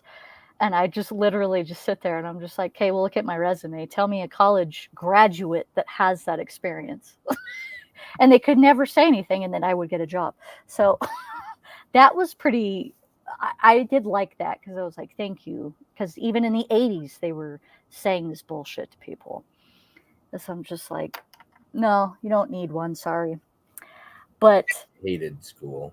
Hated yeah, it. I'm not a fan. That's why I graduated high school and I was like, yeah, I'm done. You know what bothers me the most about school too is they'll teach you. They ask you like from freshman year, what do you want to do with your life? Blah blah. They love preaching this or preaching that in school, but they never teach kids about how much money it's going to cost and how much they don't. I never once was spoken to about finances in high school. Never once. That's But the whole point. in college, I took a business course and I was like, man, I wish I knew this shit when I was 17 years old. It's like, why didn't they tell us this in high school? No, they don't tell you that. They just tell Yeah. you go to school, go to school, go to school. I'm not going to tell you how much debt Well, you'll be in. did you ever do that stupid thing where you took that little test and it tells you what job you would be best suited for? I Did you believe ever it. do that? Do you what? I only got one job. I was the only person in my class that got one job. Everybody else got like a list. From what I was just like, okay, what is it? So I clicked on it and it said a librarian. I was like, well, that makes sense. I like organizing things and I don't like talking to people. So, I mean, how much do these people make? Let's do this. But then you would have to get a college degree for that to file things. Oh my goodness, I, librarian. yeah, See, that to that's me, the I only one. see why you need a college degree for that to begin with. But I'm sure some people in the chat are like, "Are you stupid? This is why." But I look when people say this. You know how you hear so many people say this movie's not for me. Mm-hmm. When people say this just isn't for me, whether it's food, whether it's a movie, or whether it's fucking school, Yes. listen to them. They're in their body. They know. Okay. So when I tell you that I don't like mustard, okay, it's not my thing. It's your thing. It's not my thing. Don't Mm-hmm. put that in. Don't get sour cream near me either. I'll fucking throw it in your face. Keep I that don't shit like it away from either. me and Johnny too. Okay. But like when I tell you school's not my thing, it wasn't when I was younger. When I finally figured out something I wanted to do, I took a certification program. That's it. I didn't Mm-hmm. spend 4 years in school though. I'm not doing that. I'll never go back to school again. My mom recently was like, "What about going back to school? Do this?" I was like, "Nope, never going back to school. You should know that by now. I'm 33. I'm not doing it. I'm not saying you You can't. don't need That's to. your thing. Go ahead, but it's not my thing. I'm not doing it." No, I think it's honestly it's a trap just to get people into debt because like what the hell do you like? Are you going to be a doctor? I had No. so many Then what the friends fuck? that went to school, and then I have a buddy. He went into air traffic control, and he's like, the job I ended up getting didn't even need my degree for it. Uh-huh. He's like, but and so I spent all that money, and he's like, I think he said it was going to help him get a little bit more money. He's like, but not much more than everybody else starting. He's like, so I didn't need that degree to get into where I'm at. Well, considering the job that I was in, you never needed a college degree, and I was making more money than people that had master's degree in certain areas. I was just like, okay, well, I guess you just gotta know how to get a job somewhere else or get certain like certs, like how you were talking about, because it's like people who like say do cybersecurity, they make tons of money most of the time, not all of them, but all they do is get certs. They don't go to school. It's just like, well, then do shit like that if that's what it is. Like, I don't mind taking classes for things. Like, why do I need a whole degree and be $100,000 in debt? Like, that makes no sense, but whatever. But anyways, back to the No, story. that's fair. I agree with you on that. What did I say? Okay, I said the bartending scenes are actually pretty cringe. The dancing and the singing was making me literally, like, physically just, oh god, like I was just looking away because I was like, he was overacting so much in this movie. I was like, this is not Tom Cruise. Like, this is weird to me. I hate that because I actually like Tom Cruise. But I do too. what else did I say? Especially in the last couple of years. I love this movie though. I said, I honestly feel like Tom Cruise was doing someone a favor for this movie. Damn. I really do. Sounds like you hated this more than the rest. No, because I liked when she came in, Elizabeth Shue. Elizabeth Shue. Oh man, that's KB's girl right there. Well, she's a pretty lady, so I get it. 80s Shue. She was just kind of like refreshing when she finally came around, and then him being a douchebag pissed me off. For the money, for a bet. Yeah, that was. Again, you gave me another movie of people being like, "Oh, well, I'm seeing this person, but fuck it, I'm gonna go on another date, or I'm gonna go sleep with this woman. Yeah, and then I'm gonna live with her." I didn't think about this one, but there is another one. But I rewatched it and I was like, no, there's really no cheating. She just kisses him. I was like, but he didn't, and then he told his girlfriend afterwards. So, I hated that at first when, she told him about her being pregnant, that he was kind of the typical male in a movie, being like, oh, well, I'm just going to run away type deal. And it's like, not all guys are like that. I'm sorry, but they really aren't. Like, a lot, yes. I'm not going to disagree with that. But I did like that it kind of hit him and was like, holy shit, like, no, I actually want to be with her and be a part of this kid's life. Because I was like, thank you for not ruining it by him just being like, oh, screw her. She doesn't need me. Like, I get so tired of that with a lot of movies because I'm just like, that doesn't always happen with everybody. Sometimes it actually works out. So I don't know. But not gonna bother me saying that because I'm sick and tired of anti-men movies out there. So I'm not gonna be bothered with that. Well, no. That a guy is actually decent enough to stick around for once, because movies today would point him to be yeah. a piece of shit. And her kind of like yelling at him and telling him to go away type deal also kind of irritated me, but at the same time I'm like, okay, I got to think about if I was their age still in my 20s, maybe I would have kind of done this just because I was so mad at him type deal if I was in her position. But it's just kind of like, you don't always need to do that. Like, you don't need to have just sunshine and rainbows type deal. Like, make it realistic, but it's just constantly like, oh, fuck you, you don't want to be with me type deal, and you're going to be with that chick that he was with for a while, the one that was going to give him the money for the bar or whatever. Yeah. It's just like, dude, she's just using you. Yeah, she's like, terrible. She was a horrible person. It's like a sugar mama. Oh, for sure. But I mean, I did feel bad when his buddy oh yeah, spoilers. Sorry. Hold on, yeah, let me. Come on. We haven't talked spoilers yet. I got to put spoilers up. I know Tom Cruise will be like, it's a 12-year-old, 20, 30-year-old movie. Too bad. Some people haven't seen it, so I got to put it up there. Yeah, when his buddy, like, I really liked him. I liked his friend, like, a lot. He was a cool guy. And then I hated that he let that get to him so much, like his failure get to him. So he's like, you know what, I'm just going to kill myself because of that. And it's like, bro, I mean, I understand that's a big failure, but from what I could tell, his wife really loved him. So it was like, you just couldn't stick around for her. Oh, I just can't face my failure. It's like, no, That woman loves you, so you should probably just stick around regardless of how much you failed. It's like you will figure it out together. But that didn't happen. And then him finding him, I was just like, oh man, that's Yeah. rough. That's rough. Yeah. No, for sure. Well, have you ever seen I'm bringing it up again, but it's Richard Gere, and I'm drawing a blank on an officer and a gentleman. Have you ever Yeah. seen it?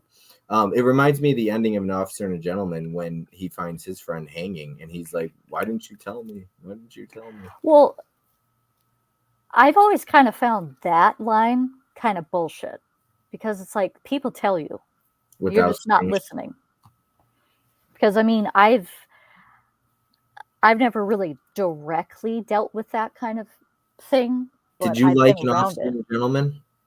It's okay. I don't really like Richard Gere. He kind of Oh, bothers me. all right, that's fair. If you shit on that, though, I'll have a problem. He's very feminine. Like dainty? I don't like feminine men. Sorry. Hey, noted. Everybody in the chat. Ashley likes manly men, not dainty men. No, no dainty men. Sorry. Not my cup of tea. But yes, I gave this a 2.5 as well. Boy, oh boy, it's number 6, 2.5. Oh boy, I'm gonna take spoilers off the screen. I'm Okay. gonna catch up with the chat here. Spoilers are off. Okay. It's not your worst movie, Tom. No, it's not. Cocktail is so good, Bob and Ashley. What's up, Laren? Hey, Laren. Now the soundtrack, on the other hand, is fire. I like the movie Cocktail. 3 stars. Brian S says. Tom Cruise says, I don't hate it, just not a memorable performance by me. Brian Brown arc in the Cocktail is the best part of that damn movie. Cocktail is a 2 out of 5 for Sydney. You watched it in March, Mizzy, when you were out here. I made you sit down. We watched it and had a casserole, and I didn't like the casserole. Not your first movie, Tom. It was not my best casserole. Tom Cruise says it's not. The feminist Jack Reacher 2 could take that. Feminist Jack Reacher. The best part of Cocktail is Elizabeth Shue. Tom Cruise's best performance are Top Gun 1 and 2 and Collateral. Collateral's really good. Let's be real, Brian. I'm the best part of Cocktail. Jeez. Jack Reacher 2, not great. Yes, Elizabeth Shue. No, Sydney, The Last Samurai was my best performance, as well as Magnolia, Born in the 4th of July, and A Few Good Men. A Few Good Men's good. Should have won Oscars for all. Oh, geez. He's always the Tom Cruise. I mean, he could have put up a Be Right Back screen. Come on, Bob. Sorry. Jane says, or Nikki says, trades are not needed more than tech jobs for the most part. Trades are needed more than tech jobs. I don't disagree with that either. Mizzy says, commercial break for Bob. I was young, trying to make a name for myself. Forgive me. Mid-level media says Tom sucks in that one. Yes, sir. Last Samurai, Magnolia, but Born in 4th of July and A Few Good Men are all great, and you should have won Oscars for all those. Hey, KB, have you won an Oscar yet, Tom? Even supporting actor? Look at this, Tom Cruise. That is crazy. Ashley, all the hoes in my life are crazy. Nominated, never worn one. Damn, your time is coming up. Garbage. Lions for Lambs, Tom Cruise, Robert Redford, Meryl Streep, Bob, Ashley, your thoughts on this movie, 2007. Never seen it, never even heard of it. Lions for Lambs. Casserole wasn't great. No, it wasn't. When you're in the space, you never let people know how bad you are. When I did it, no one ever knew till I did it. Yeah. Well, I feel like people who are, I mean, I'm not disagreeing with Joe by any means, but Sure. it's like, I feel like people should, I've seen signs from people, like some of my friends. I'm just kind of like, but I'm always like paying attention to people I care about because I'm like, oh, you're kind of acting weird. I don't like that. Like, you good, man? But yeah, I mean, some people are different though. I think men don't talk about it a lot. That's for sure. In general, I think they keep that shit to themselves. Women don't really either. Do. I just don't think it's something that people talk about. No, not really. I agree with that. Bob knows Good old gerbil. I don't know the gerbil story. Oh, you don't? Well, I can tell you afterwards. Okay, yeah, because I don't know that. All right, number 5. We got 2 RLJE titles left. I guess you like RLJE. My next list of 10 is just going to be RLJE films. +1. All right, which I just grabbed in my hand right here, +1. There you go. With Jack Jack Quaid. Quaid. I almost said Yep. McQuaid, but yeah. Meg Ryan's son? Yeah, and Dennis Quaid. Dennis Quaid's son, yeah, of What course. is her name again? The girl? Maya Erskine. Okay. I don't know how to pronounce it, but that fucking gerbil story. You got to tell me now. I will tell you. But okay. So I actually like this movie. So +1? yeah, you finally First got one. a Okay, thumbs so up. 5 out of 10, half. Well, I guess. Wait, what? Hold on. I'm just giving you shit. Oh, okay. But okay. So I was like, these types of movies crack me up because they're very unrelatable in a sense that who in the hell has this many friends to go to this many weddings? I've never had that many, like a whole summer full of weddings. Like, who has that many friends? Like, I don't know. I was just like, that was the one thing that was off, but at the same time, I don't really care because it's just a movie. You know what I mean? Like, it's You're not saying which something. part? Because it's gerbil story is cracking me up. I can't focus. Oh my god! Stop looking at the chat, then. All right, what is this? What did you say was the only thing that bothered you? God damn it, Bob! I am not repeating myself. Oh, shit. Pay attention. God damn it. Okay. So the scene after, I think it's the first wedding, when they're in the bed together. Well, kind of. Yeah. And when they're kind of talking, and he's like, "No, I don't want to spoon with you because what if I get a boner? Because then you're gonna think I'm attracted to you." And then she kind of is like, "Fuck this! I'm just gonna be the big spoon." After the whole conversation, and I love it's quiet, and she just goes, "Ben, can you feel my boner?" Yes. She's funny in this. She cracks me up. She was fucking hilarious. She was honestly the best part of the whole movie. When she started talking about her having to shave her butt, she's like, "I have a hairy ass and vagina." I mean, she's like, "I gotta scurry the raccoons," and he's like, "I get it," and she's like, she just keeps giving these. I love that part. I mean, I've heard that with many people in my life, so I thought I was dying when she was talking about that. Scurry the raccoons. What else did I put? She's really funny. So I kind of like how like it didn't just like dive right into them like falling for each other type deal. It took quite a bit, honestly. But I didn't care because I was like, well, these two people are like friends. Like, they've been friends for obviously a long time. And something like that, when you're friends with somebody, I would assume that it would take a while for you to even develop feelings that way. But the fact that, oh, let's do this. Let's finally commit to doing this in the cemetery of all places. I was like, really? You're going to bone in the cemetery? Did he bother you at all? Like, once they finally connect, he kind of pissed me off. And I get it. It's cliche and it's, it's almost like every movie. But that kind of bothered me because he's kind of a douche. Okay, this is what I said. I was like, why did he play Mr. Indecisive after she told him she loved him? Like, I mean, immediately he was just like, oh, well, I don't know. He gets scared all of a sudden. He's got commitment issues. But he's the one, isn't he the one who kind of made a move first? Well, I guess they did. Yeah, like he did, because when they were in Hawaii, they were like, hey, let's stay longer. Well, he did. And she was like, okay. And then they just started going from there. And then she finally, because like watching her and watching her character, I was kind of like, okay, she's not somebody that opens up tons to people and relatable. So I was just like, she literally told him that she loved him, and then he immediately was just like, oh, I don't know. I'm going to run away now. And then he has the audacity to get mad at her for going back to her ex. I was like, well, what the fuck did you expect? He gets jealous. Yeah.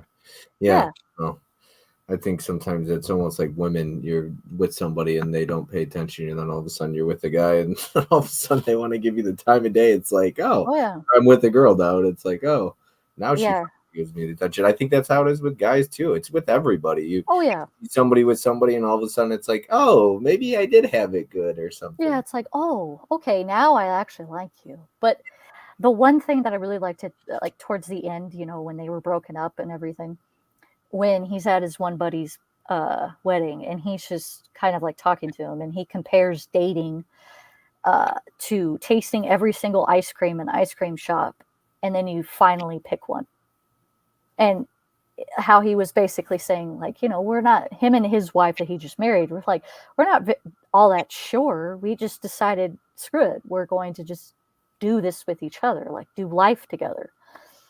And I mean, it's true with tons of people who do date that much. I mean, I personally wouldn't know, but I feel like some people really do just continuously, oh, I want to try this one today. No, I'm going to try this one today. And I mean this for men and women, because I've experienced both of that in the sense of seeing that, not dating. Like, hold on, Ashley's got stories. No, not in that. Ew. But it's just kind of like, bro, just pick one. Especially if somebody that like how she was with him, and like how he was with her. It was like they were best friends. Why the hell would you be Mr. Indecisive? Just settle with her, damn it. God, now, what would this be rated? That's a 3. 3? Okay. Yeah. All right. Cocktail was a 2.5. Yeah. Oh God. Shut up, Tom Cruise. I don't have any of those experiences. I dig you when you said that. Anytime somebody said something, it's got to be him. Yeah. Jeff's in the chat, says, good evening, my friend. Sorry I'm late. Hey, Jeff. Your mom held it down in the chat. No worries, Jeff. Plus Fun is a fun watch. Joe says, thanks for being here, Jeff. Mizzy says, it's mentioned in the movie Scream, Bob. How dare you? Is that the only time it's mentioned, the gerbil story? Because I don't remember that. Shut the fuck up, Mizzy. Gerbil story is a classic. I liked Plus One. It's funny. Jeff, hey, Jeff. Lots of highs back and forth. Phantasm has the best cemetery scene. I don't like Phantasm, to be honest. You don't? No, it's too slow. Okay. That's boring to me. Laugh Out Loud, still laughing. Kitty, still laughing. No, that's a gerbil. A gerbil? Oh, okay. I can't tell what I got fucking emojis, man. You guys using these emojis. Man. Ashley tells us more about your lesbo. I realized how I said that. I was like, oh, no. Jeff. Not what I meant. Hi, Mom. I love that. Hi, Mom. That's cute. Fine, Bob. Tell us about your lesbo experience. I've never had a threesome with Tom Cruise, unfortunately. Well, that would be too much work. I'm sorry. 2 women? I don't know. It'd be fun. It sounds like a fun time. Don't deny it, Ashley. Why the hell would that sound fun to me? No, thank you. Gross. What did you have anything else you wanted to say about Plus One? I don't think I put up a banner with this one. No? Mm-mm. I didn't put up the banner, but nobody yelled at me. All right. I'm terrible about remembering that. It'll become more and more like a common thing for me. Okay, number 4. What would you like to say about this one? Okay, number 4 is Savage Streets. All right, right here, Code Red title, Savage Streets. Yes. With Linda Blair. Good old Linda Blair. And Linnea Quigley's in this too. She plays a deaf woman. Dude, okay, that's what the first thing I said. I was like, I love that Linnea Quigley is the goody-goody in this. Yeah, she's deaf too. Yeah, and I was like, what? This is weird, but not a bad weird. I won't be imitating deaf people today. Don't. I got in big trouble for that a couple weeks ago when I did that. What the hell, Bob? Tatum says it's a Sydney on the porch, Bob. Not a fan, I guess. I will smack the hell out of you, and I'll backhand you to make you feel like more of a bitch, Mizzy. Johnny says Bob turning the stream into his personal red shoe diaries. Okay, so I said that I really liked the cheesiness of this movie. Like, this is the kind of 80s cheese that I like, because I'm not going to lie to you. I think that Linda Blair lost all her acting abilities after The Exorcist. I mean, She is not good, but I don't mind it. Do you know what I mean? Because I mean, if you look at the caliber of the movie, it's just like I don't really give a shit. I So, never loved Linda Blair, anyways. So you're not gonna offend me with that. like, how did you? I mean, if The Exorcist, she's a child, and like, you really believe everything that what's happening to her, No, and you're just like, what? Stop interrupting me, God I'm damn it! sorry. I'm sorry. I'm sorry. And I Fuck. gotta put the fucking now discussing banner up. Okay, well, hurry up and put it up. Shit. Okay, go ahead. Fuck. I thought that the language of this movie was hilarious, just constant cussing and everything. But I'm like, they're teenagers. What do you expect? You know what I mean?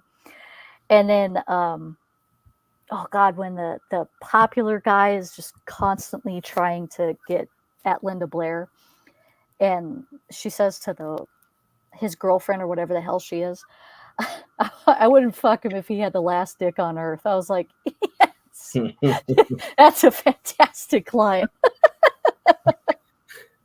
Yes. But then, like, to follow up, like within like I don't know, like 10 minutes of saying that, it's like the shower fight scene, and I was just like, why in the hell are the two chicks in the back fighting? Like, if you watched it, there was like 2 or 3 chicks fighting. One of them, of course, is naked and just her titties are everywhere, and I was just like, what is this? Like, is this like a fantasy for this guy who made this There's movie? a lot of things in the 80s. Okay, let's be honest. There's a lot of things in the 80s that are like, why? Like, how many shower scenes do you see in the 80s where the camera starts at their feet, goes up there slowly too, all wet, some soap on there? Yes. There's a lot of things in the 80s where you're like, yeah, Oh this God, is just good for men. it is so ridiculous. And then, oh, and then because during that scene is when her Linnea Quigley's character gets raped by those dudes, and I was like, good grief, this is horrible.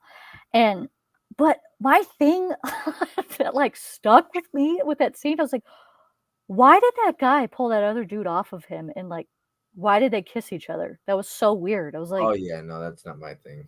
what the fuck? I was like, so are they bi, gay? Like, Forever. what was that? I don't know. So you just do that to a chick and then you kiss each other? I was like, what the fuck? Okay. I don't know. I feel like that whole scene was the director's fantasy. It was so weird. I was like, it was kind of like you could put this in a porn. It was weird. in the first 45 minutes of it. Yeah. Yeah. There's a lot of so weird. What else did I write? I said, I was like, I really love how just incredibly random this movie is. I mean, you literally go from the whole that horrible rape scene and the fighting in the shower shit to them talking about the wedding of their friend, and then we're just going to talk about such normal high school bullshit, and then throw her off of a bridge. That's what I said. Yeah. I was like, dude, when they threw her off the bridge, I was like, what a brutal way. I mean, he just picks her up, just tosses her off. I was like, no, he's just shit. Chucks her. I was like, damn, I didn't think that was a lot. They showed her dead too. Yeah, I was like, and eventually I was like, is anybody gonna find her dead? Because they won't live for a while. I'm pretty sure that was the oh god, I can't remember what the bridge is, but it's by the LA River, so they would find her. Homeless people are always hanging out over there. But yeah, the friend, I was just like, when are they gonna find out? That was messed up. That was what I liked her character. She was the only nice one in the movie. She was the one that was getting married too. She was nice. She wasn't a bitch. Yeah, it was. I don't know. And then just the whole, the ending scene. When she has them in that warehouse and she's like luring them, and then she's killing them with the crossbow. I was just like, this movie is so bizarre. It's ridiculous. It's ridiculous. It is. I mean, honestly, when you like, if you're in the chat watching this right now, if you like Tough Turf, Class of 1984, the new kids, you'll probably like this movie. If you don't like those, you're probably not gonna, they go Yeah. pretty hand in hand. It's a kind of bullying type of movie, high school, all that stuff. So yeah, Yeah. if you like those, you'll like this, and vice versa. But It's those are just like, so offhand. You're just like, what the fuck am I it is. watching? These movies are always like that, but they're just, man, like you said, 80s cheese for me. Just, oh man, that does it. Oh yeah. Yeah, all of it And all day. I mean, this is on YouTube too, so that's how I watched it. Didn't know that I own it. So Well, I just looked it up and it was immediate. I was like, the full movie. I was like, sweet, thanks. nice reversible artwork. Yeah. Well, isn't that movie like out of print too? Yeah, it's out of print. Yeah, the slip's out of print. It was really expensive. But then Grindhouse got a bunch of Code Red and Scorpion titles back in, and that was nice Oh, okay. with slips. Once the guys who did Scorpion and Code Red died, they had a bunch of stuff left in their warehouse, I guess. Grindhouse like won an auction for it or something like that. Okay. Yep. Yeah. I gave this a 3, but it's like a high 3 Okay. because I would rewatch this ridiculous shit. Yep. And I'm probably a bigger fan than Mizzy of Scream, but I don't remember that scene. Never seen this one. Bob's getting a backhand in December. Good luck with that. That ain't gonna end well for you, Mizzy. Shares a child like then 4 years later in life, she does Playboy. That's true. More titties for Bob. Nobody talked about this one because nobody's seen this one. I don't think there's any titties left in any of the 3 left, so I got the titties out of the way. You like the ones without titties? Noted. Yeah, that's true. These don't have titties in them. No, they do not. Sorry, I didn't realize, when I actually gave Mizzy, or I gave Tony his list, I was actually like, okay, no tits, no penises. And there was a tit for like a half a second and he caught it. And I was like, oh my goodness. But, or no, there was penis. There was no tits in any of the movies I gave Tony, but there was a penis. Didn't you give him 28 Days Later? 28 Days Later with a penis. Yeah, penis. And I was like, oh boy. Yep, it was his number 10. Yeah. No, 28 Weeks Later was his number 10. But anyways, yeah, I was like, okay, what has boobs? I'm not going to give to Tony. And then I was like, penis, I can do. Well, it's not that it offends me. It's just the caliber of the movie. Much less worried about giving you boobs than Tony. Trust me. I'm not worried about giving you anything with boobs in it. Oh God. Yeah. But okay. I always enjoyed. Guess Bob will have to just show us his Tom Cruise. But see, I feel like Joe has probably seen all these movies. He's seen, I think, all of them so far. Okay. Yeah, plus one he's seen. So he's maybe not Million Little Pieces. Might be the only one he hasn't seen, but for sure he's seen the other ones. Yeah. And then these. No, I bet he hasn't seen a few of these. I bet he hasn't. We'll see. So Tony sat through 4 things in the theater with popcorn and a sweet tea. He can hear. Oh God, I never watched that movie. Popcorn and a sweet tea. All right. Okay, so number 3 is Vicious Fun.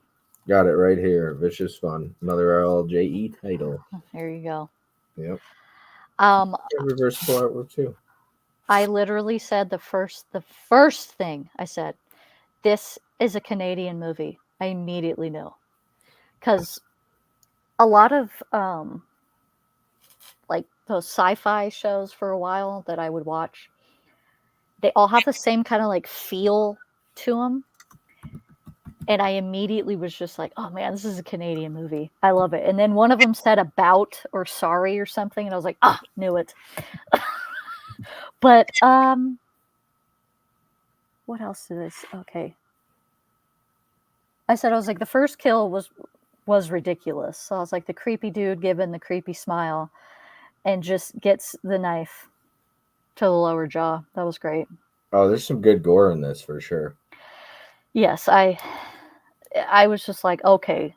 I liked the whole like vibe of it too, because you're just kind of like, well, it could be kind of set back in the 80s, but it could also be set today type deal. For sure. And I like when they do that. I think it was set in the 80s. Mizzy said Vicious Fun was fun. I actually warned Mizzy going into it, though. I was like, it's slow. It's pretty slow to start. I was like, you're not going to get a lot of action at first. The first 30 or so minutes, nothing happens for the most part. Yeah. It's just talking because I mean, what was it? What did I say? Oh, the British dude when he's just sitting there repeatedly like talking about killing his victim. I was just like, bro, we get it. Like, you are a psycho. That's the dialogue is really good in the. It's really Yeah. if the humor works for you, this will work for you. If the humor doesn't work for you, then it Yes. won't work for you. And then Bob, the killer in this one. Yeah. I was like, the whole time I was watching this, I was like, you look like Chuck from Gossip Girl. The whole time. I was just like, holy shit. I know that actor. Yeah, I know who that is. Yeah, I can't remember what his name is, but I was just like, you're Gossip Girl with blonde hair. And then Good old Bob. the scene when he was talking to the two dipshit detectives and he kills the one, I think, with the pencil. Wasn't it the I gotta pencil? put spoilers up for this one. Hold Oh, on. well, fuck him. Spoilers. And then she says, "Fuck up." She's like, "Tom Cruise, fuck up." No, I meant in the sense of the spoilers are already done. So, Yeah, but go ahead, spoil away now. but yeah, I liked that, and I liked that she never really like warmed up to him. You know, the chick that's the killer. She never really warmed up to him, even though they became like buddies. I thought you would really. So what I wrote in my, I didn't write this in my notes. It's in my head, but I wrote, or I whatever. Fuck it. I thought you would like her character because she's kind of like, just she's funny and she's like tough, and he's kind of a wimp at first, especially. Oh, he is a puss in this. I was just Yeah, like, he shut is. up, dude. Until the end, he finally comes around, sort of, and Yeah. it was kind of fun once he comes around. But he's a pretty big wimp at first. But their dynamic was really good. Yeah, I don't know. Like I could watch this one again because it's just fun to me. It is. Vicious Fun was a good title too. Yeah. It is. It's just a lot of fun. And like I honestly don't mind a lot of the Shudder exclusive movies because I'm like they're kind of my vibe, but not always, but most of the time. So you liked a Violent Nature, and a Violent Nature, that's Shudder, right? Technically. Yeah. It was on Shudder. It came to theaters, yeah. Yeah. I did like it. I mean, I know that's a hot take too, but no, that's so mixed, such a mixed bag. I liked it. So did Mizzy. It's Holland Oates' favorite movie of the year. One of them favorite movies. So there's people that absolutely fucking hated it. Well, it's so boring. All he's doing is walking. I'm like, yeah, that's the whole point. We just had a conversation about that when I took spoilers off the screen. Just a heads up. Okay. What'd you give this one? 3.5 or what? 3.5. Nice. Okay. All right. So not too bad. Are you surprised at 1 and 2? Well, the 2 that are left?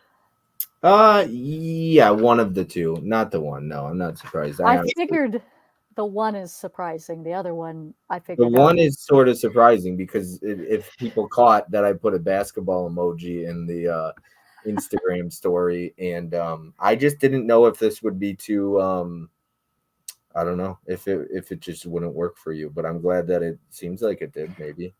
Well, here's the thing: I'll tell you why. So this number 2 is Champions.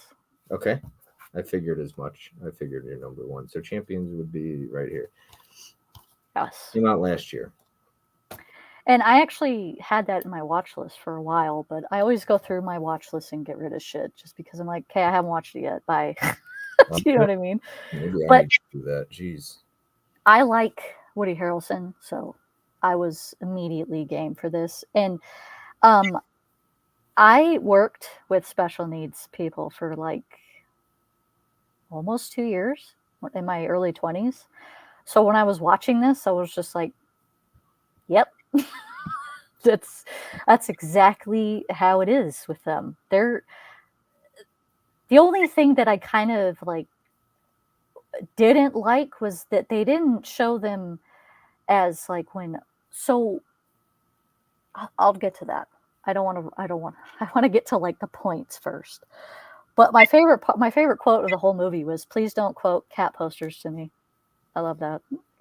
It's just like, yes, thank you. Ashley hates cats. I hate cats. But Oh God, when he finally gets Johnny to take a shower, I was just like, thank you. I love the way he did it because he was like, oh, I'm gonna do this, and then he kind of like looked like, oh no, I'm gonna use this against him to get his ass in the shower because this dude smells so bad. He's like, here's soap. Yeah, Get onto those pits. and it's so weird because they like not all of them are like that. It's just certain something will happen to them, like how what happened to him. You know, he was afraid of water. You have to like try to convince them in a way of just like, oh man, this is you got to help him. You got to help the mouse get your ass in this water, and he did. And then after that, he just started bathing again. So I was like, that's pretty good. Yeah, pretty well. I really liked his how when he came to the practice, almost like within the first I would say like the first like meeting of them, they all kind of connected with him other than the dude with the brain injury because obviously he tells you why he didn't like him. But I like how he didn't like bitch about it too much. He was just, okay, I got to do this. And then I like how he just stayed. He finished the season with them. He didn't just be like, no, I'm not going to just leave. I'm going to finish out the season.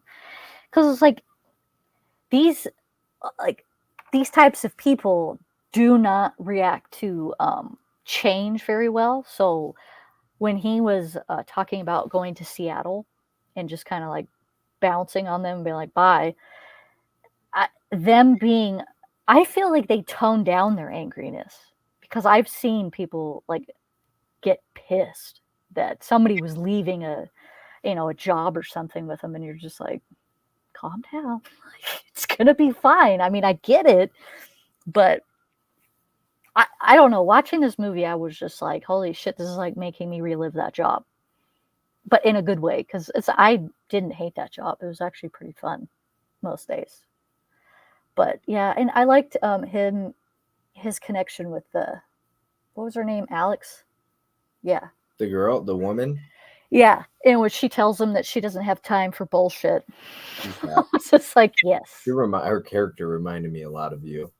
Oh, did she? A bit, just how she's like fucking straight to the point, and she's like, yeah, I know because she gives him so much shit too. This is Ashley. I only give you that much shit. You're welcome. Yeah. But yeah, I really liked that she kind of was standoffish with him because their whole one night stand thing at first, and then she didn't. She kind of was like, okay, screw this. Let's be adults. This is what it's going to be like, type deal. Yeah. And he did. I don't know. This definitely was like a very feel good movie, which is odd for you. Which is not usually my cup of tea. Yeah. It's a really it's a lot of fun. And I like sports movies. I'm pretty easy to please when it comes to sports movies. So yeah, it's really funny, this one. And Woody Harrelson, I do like Woody Harrelson a lot. He's really good in this. Yeah, he was. I liked the whole cast, honestly. Even all the dudes. I was just like, so the one kid that had the brain injury, and he didn't want to play with him or play for him, I should say. And I mean, I had a feeling that was the reason, but I was just kind of like, okay, I get it. But at the same time, my dude, you like basketball, just play. Yeah. Just play. And he was actually good. So he should have played. He was good. But yeah, I like it. I gave it 3.5. 3.5? Okay. All right. I'm going to get a 4 on the next one. I know that. Joe says, Prevenge, worst Shutter film I've seen. 0.5, no heart. I never watched that. Says fantastic movies for Champions. For Champions, yep, it was right there. Laren, I like Champions, Brian says. Mizzy says, meow. Wow.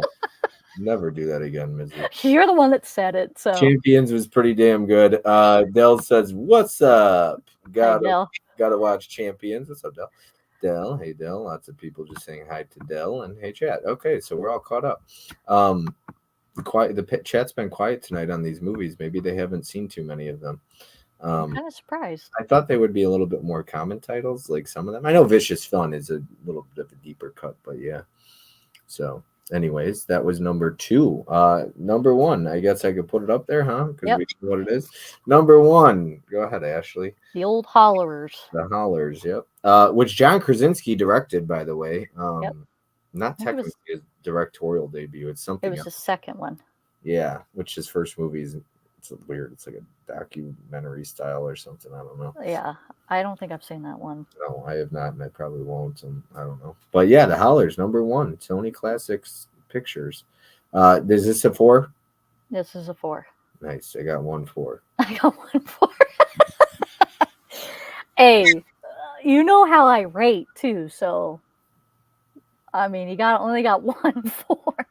That's bad. You're saying. You know how I rate, because everybody gives me shit because you're like, oh, you rate too high. Look, you've seen a lot of good movies, okay? I'll do better next time if I get it next time. But okay, so this movie, I immediately knew I would like it because it's John Krasinski and Anna Kendrick. I mean, literally this entire cast. I was just like, yes, please. I like this movie. Like, really good. But love Richard Jenkins. Can I admit something to you? Mm-hmm. I am more than positive that I have seen pieces of this movie. Okay, pieces is okay because you haven't seen the whole movie. Pieces. Because when I was watching it, it was like deja vu. I was like, I've been here before. You know what I mean? But I don't remember. It was probably one of those movies I put on after work one time and I fell asleep. Not because the movie sucked. It was just because my job kicked my ass every day. So, but I really liked it. I thought it would, dude, Charlie Day's character, I wanted to nut check that guy immediately. But like, I understand why he was the way he was. You know what I mean? Well, because he's what? Because it's his wife. It's his ex girlfriend's husband. Right. And when he's just like, she wants to know if you want to come over for dinner.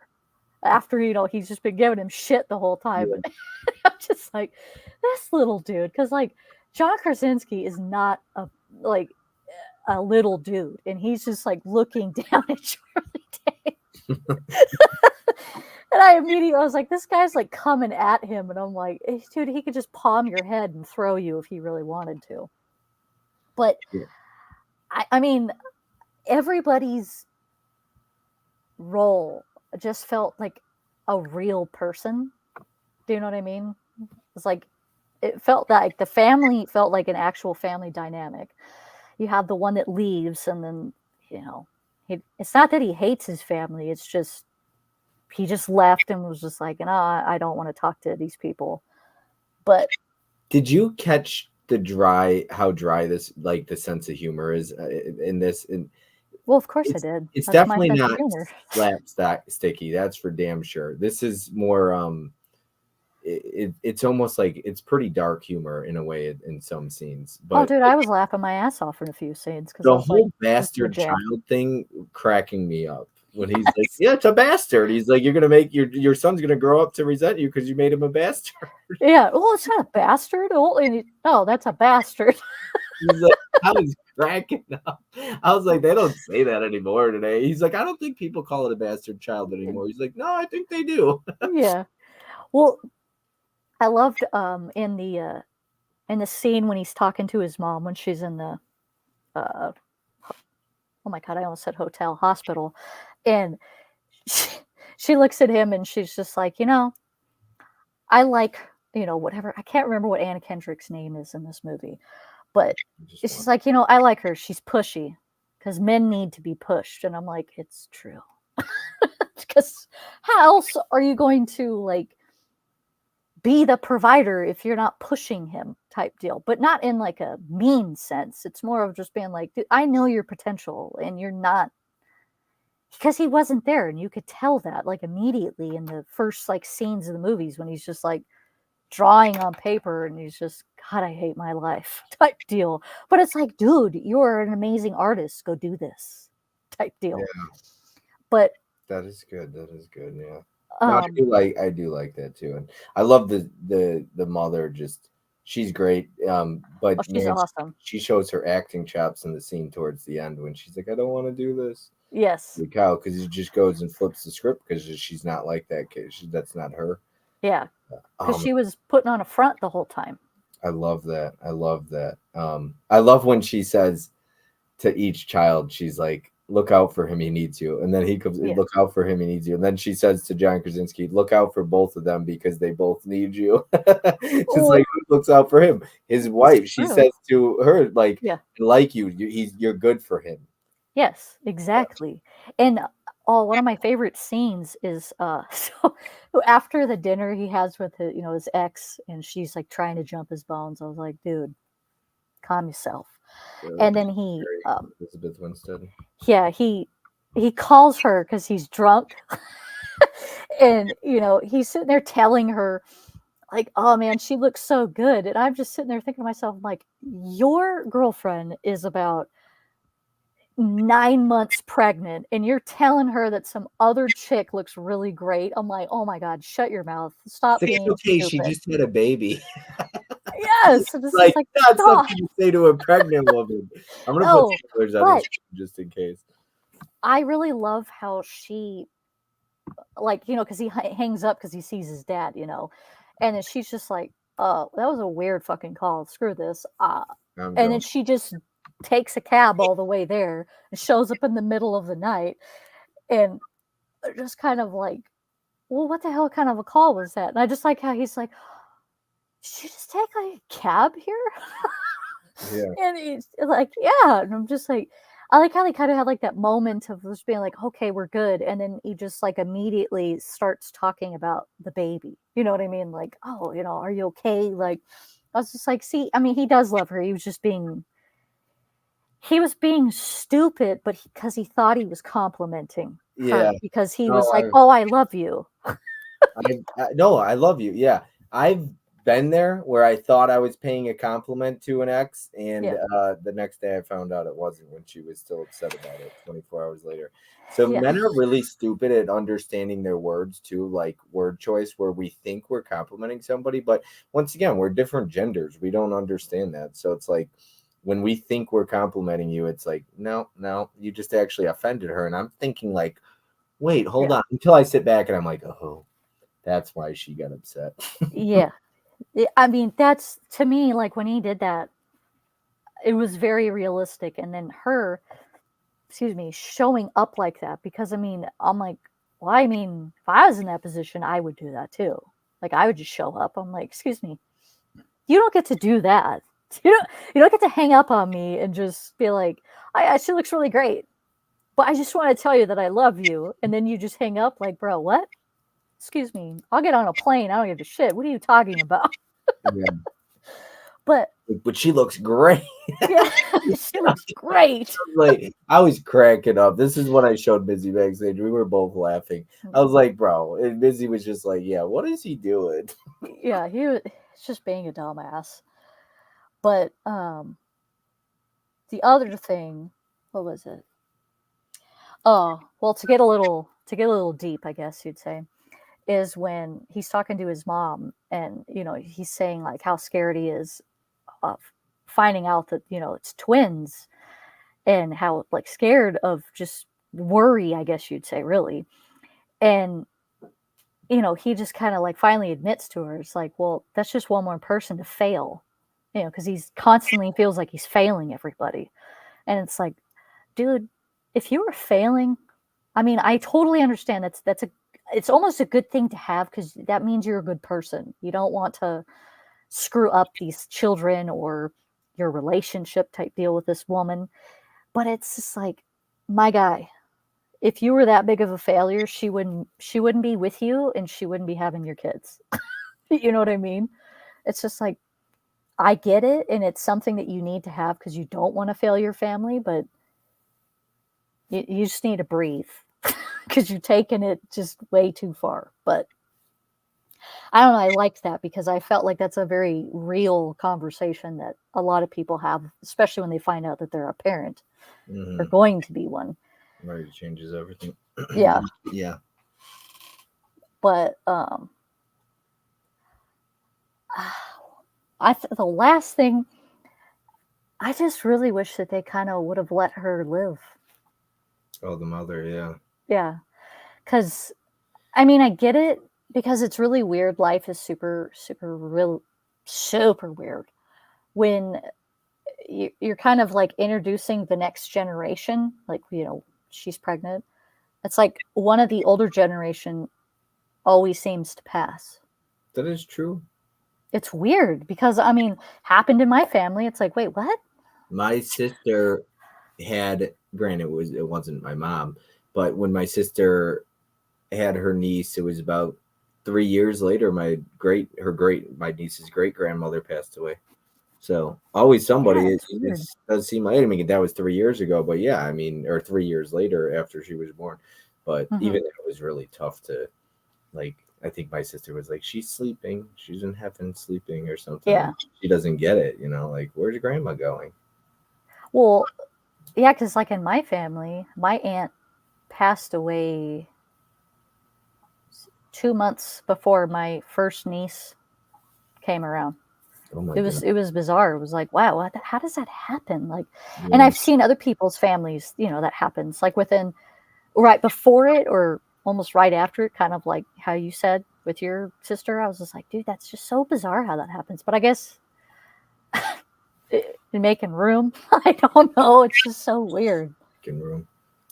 Did you? Okay, so one of the funniest parts had me cracking up was when they show up in a hearse and he pulls them out. At the hospital, Oh my yes. goodness. I just love when the dad is like, I love even the brother, his dynamic. He loved his kids too, and he wanted to see Oh them. yeah. The pastor's really funny, which is Josh He Groban. was a really he was a really good dude because he didn't have to be that nice. No, he was really, yeah, no, he did not, for sure. But I think he understood too. He got it. And Oh yeah. he just loved his kids. Yeah, because when he crawls into their bedroom and like sleeps with them, I'm just like, I mean, I can only imagine. And that kind of pissed me off the way she acted, was like all mad at him. I was like, how do how do Called you the get cops. mad at that? Called the You know what I cops. mean? Yeah. Yeah. That's why I like the way he responds to it. Yes. Yeah. Yeah, no, I really liked this one. I'm going to take spoilers off the screen here and I'm going to catch up with the chat and then we can Okay. go over predictions and all that stuff. What I predicted. We'll see if I was right on anything at all. All right. Bring comments. Okay, here we go. Wow, The Hollers is a good movie. Yep, he just watched it. Never heard of The Hollers, Joe? You need to check out The Hollers. You would like it. Haven't seen The Joe Hollers, would like it. Dell says. Same, good cast, though. Brian S. says. Dell says, Richard Jenkins is always great. I might have to check it out. I love Richard True. Jenkins. He's Dell great. says, hot take, Anna Kendrick is average in every way possible. I wouldn't agree. I mean, I wouldn't disagree. I like Anna Kendrick. I'm looking I forward to like her. seeing what she does with her directorial debut she's got coming up. I always like to see that. People taking a shot at directing is always fun. Yeah. Well, See, her looks are very average. I will say that. I don't think she's like a babe I by any means. think I like average women because people called Dakota Johnson average, or so I think even my mom said Dakota Johnson's as plain as it gets, and I was like, "You're plain, mom." My mom said the same thing. I was like, "No, she's not." So, but I guess I like plain women. I don't. People like who, most people, if they had a chance to like go on a date with any actress, they would probably say like Scarlett Johansson or fucking Margot Robbie or whatever. And But Margot Robbie is super pretty. So. she is, they are, but I like, you guys could all fight over the one that's the hottest actress in Hollywood, and I'll take these so-called average women. Then, like, I'll take Anna Kendrick. I'm not gonna complain about that. So, She's very mousy. yeah, Like, I think Missy called her mousy too. I think so. Plain Janes are usually the most beautiful with no makeup. See, I agree. I mean, she's not ugly. That's not what I'm saying. Oh, no, and I'm no. not saying she was, but you know what I mean. No, I actually, I don't know. I think men actually, and I know like women get upset when we say you don't need to wear makeup. I feel like that's such. like women get pissed, but it's meant to be a compliment. You don't need to wear makeup to be beautiful. Like in some of these women, it's caked on them like crazy, and then they take it off, and you're just like, it doesn't look like the same person. You're talking to a woman that does not wear makeup. No, I know so- you don't wear makeup, so you wouldn't mind me saying that, but No, I don't care. But I can't imagine waking up to somebody with their face on a pillowcase and then they roll over to you and it's like a whole other face. You're like, whoa, yeah.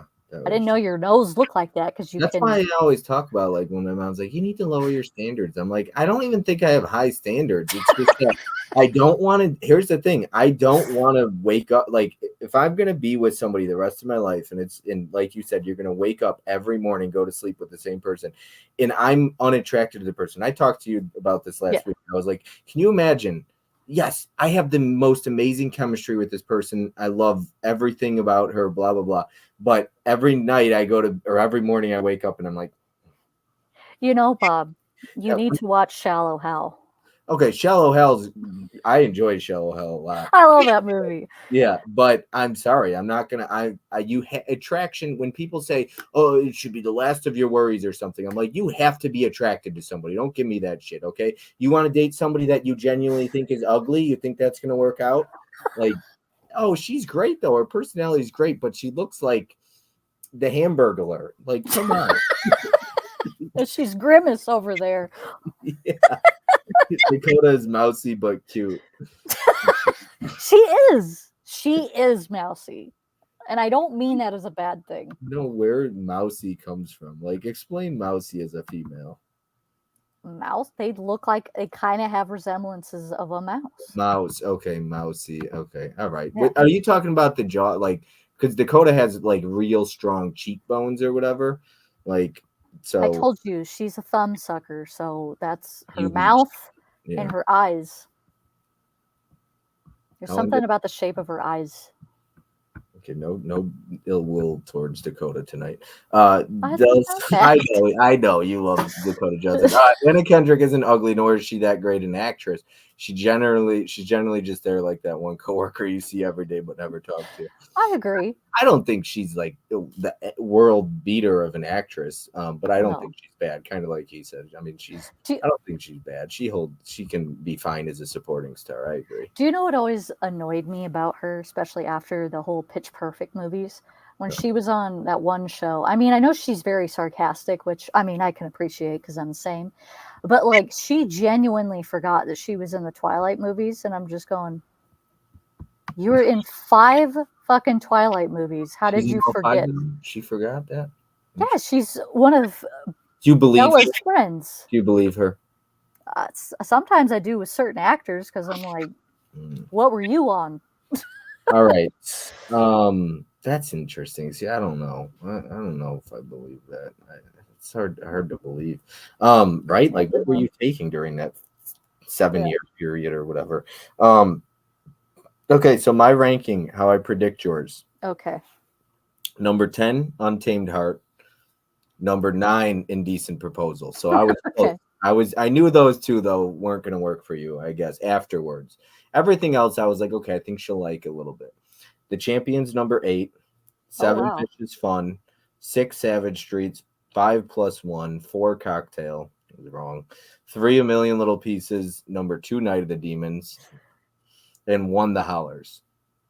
So I was right about number 1. And I had number 10 and 9 mixed up there. But well, see, the only reason why Untamed Heart to me is a little bit better is because of the actors. I mean, not that I dislike Robert Redford and Woody Harrelson and Demi Moore. Yeah. It's just I've always liked Christian Slater because I grew up with him, and I like Marissa Tomei. I think that she needs to be in more shit. I always thought that. Yeah. Okay. What did you think I was going to rank them? I don't know if you did that. Okay. Yeah, I did it. So I put number 10, Savage Streets. Number 9, Night of the Demons. 8, Indecent Proposal. 7, Champions. 6, Vicious Fun. 5, Untamed Heart. 4 is Cocktail. 3 is + 1. 2 is The Hollers, and 1 is Million Little Pieces. Okay, you were actually really close for the most part. I'm not gonna lie. Number 10 is not, I mean, granted, I have my ratings on them, but Night of the Demons is number 10. Nine is Okay. Savage Streets. Okay. So literally back to back there. 8 is Untamed Heart. 7 Indecent Proposal. Okay. 6 Vicious Fun. 5 Champions. 4 plus 1. 3 The Hollers. 2 Cocktail. And you knew my number 1 is Million Little Pieces. See, I was kind of iffy on the top 4 because I mean I knew 1 And you and do the top 4 though. You literally yeah, got it, it was more of just placing them. I was like, shit, I yeah. don't know. Yeah, plus 1 cracks me up. That's probably one of the funniest movies out there for me. That shit cracks me up too. Yeah. Honestly, I don't think it would be that funny if she wasn't in it. No, because Jack Quaid's not that funny in it. No, he doesn't bug me, but like he's not that funny. I just don't. He doesn't have the charm like his mom did or his dad. Yeah, no, I don't think he's the greatest thing in the world. No. Okay, would you recommend this list? Depending on who I'm talking to, a few. Oh my goodness. Okay, she's honest. I'm gonna start saying that. If Ashley could be dishonest, I'm gonna be dishonest. We prepared Caprice and Corey coming up. You be nice to them, damn it. I'll try to. Would you buy these? Some of them, I guess. Be honest with you, probably 2. Okay, the Hollers and Champions. I would probably. No, actually, the Champions. I don't know if I'd buy it. I would just watch it if it was on. I just liked it. Vicious Fun. I would buy probably Vicious Fun, The Hollers, and Savage Streets. Okay, Savage Street. What would you rate my list overall? And then we could get out of here. Average. Average, like a star rating. 2.5.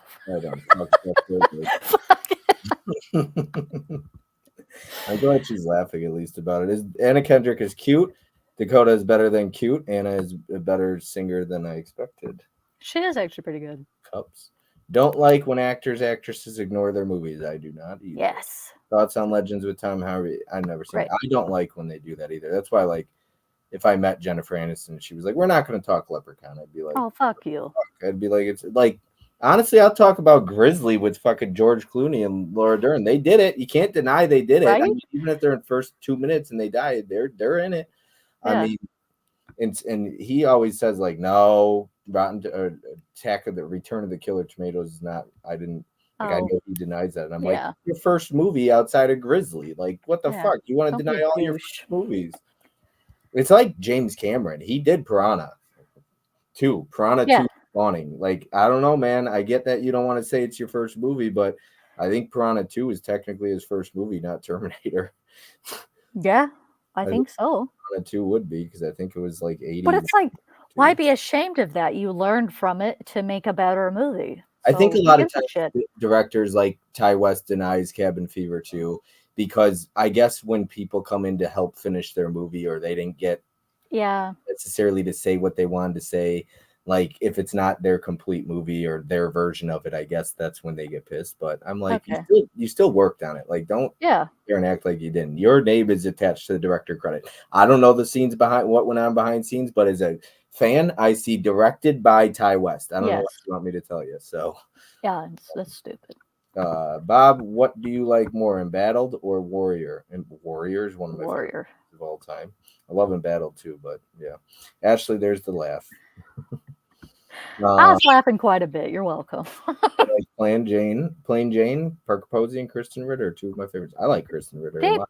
They both have like a thing about them. I think Kristen Ritter is highly underrated. Kristen Ritter is you know who else cracks me up is Kristen Wiig is hilarious. Dude, she's hilarious. I love her. Really funny. Francis Ford Coppola made 5-cent peep shows. I don't know what that is. Peep shows. You don't know what peep shows are? No. Okay. No, peep shows. I thought he was talking about a movie 5-cent peep shows, like it's a movie called 5-cent peep shows. No, I think that's probably like something that he did before he 5 cent. It costs 5 cents to do peep shows. I get what you're saying. yeah. But that's everything. That's all. Ashley already gave me a list of 10 movies that I get to start now. We're gonna do our stream in literally a month from now, so October 1st, I Yes. believe. That's what we'd scheduled, right? And then don't forget, after October 1st, she'll be back on my channel for this on October 4th. It's a Friday. I expect everyone, that all 30 people in here right now, to be on that stream. We're gonna talk to Dakota Johnson for 2.5 hours. Johnny, if you aren't there, I'll kick your ass. So Johnny, Listen, there with Bell. Johnny has to be there because Allie is there. So Yeah. he has to. Yep, Johnny, you have to be there with popcorn and all in hand and everything. And I expect a shrine after this stream for Dakota Johnson. But yes, we're gonna talk it. It's her birthday. We're gonna talk all about Dakota Johnson for 3 hours. So Oh, we're gonna go. Wait, what was with you, Tony and Ken? Was it 6 hours? Yep, 6 hour stream. Ellie, get ready if you're watching the replay. Be ready. 6 hours and 3 minutes we're doing. You better have the snacks ready. Yep, absolutely. But that's everything. Ashley, thanks for joining. Hope it sounds like you enjoyed some of them, so it's not as bad as I had fun regardless. Okay, I'm not that mean. Okay, I'm glad. Well, I'm not worried about mean. I can handle that. I just hope that you like. I don't want to waste people's time. That's my biggest thing. So, oh, you're good night, everyone. Off to my gaming alter ego, and don't forget next week I got Nikki on. I'm very excited about that. Yes, some of those are very exciting. But Ashley, anything coming up in the life of Ashley you want to talk about, or you don't have a channel yet, but. Channel yet? Oh, yeah, no. I don't know if I want to say channel because you probably aren't ever going to do it. I think, but I mean, you never know. You never know. But no, I don't have anything coming up other than the streams with you. Okay, yeah, nice. She'll be on Corey's channel at some point again one day. I don't know. He seems like a busy dude these days. He is busy. I haven't seen him around too much. Great night in convo tonight. Yeah, Corey, if you're watching, get around to doing some stuff again. We miss you, bud. For sure. Might even be doing stuff. I'm an asshole. Who knows? I don't know because I don't watch anybody's content. I ain't got time for that, dude. I mean, look at me. I was rushing home 2 minutes before this live stream. This is true. So, yeah. That's fine. All right. Well, have a good night, everyone. Thanks for being here. We'll see you on the next one. This time I'll leave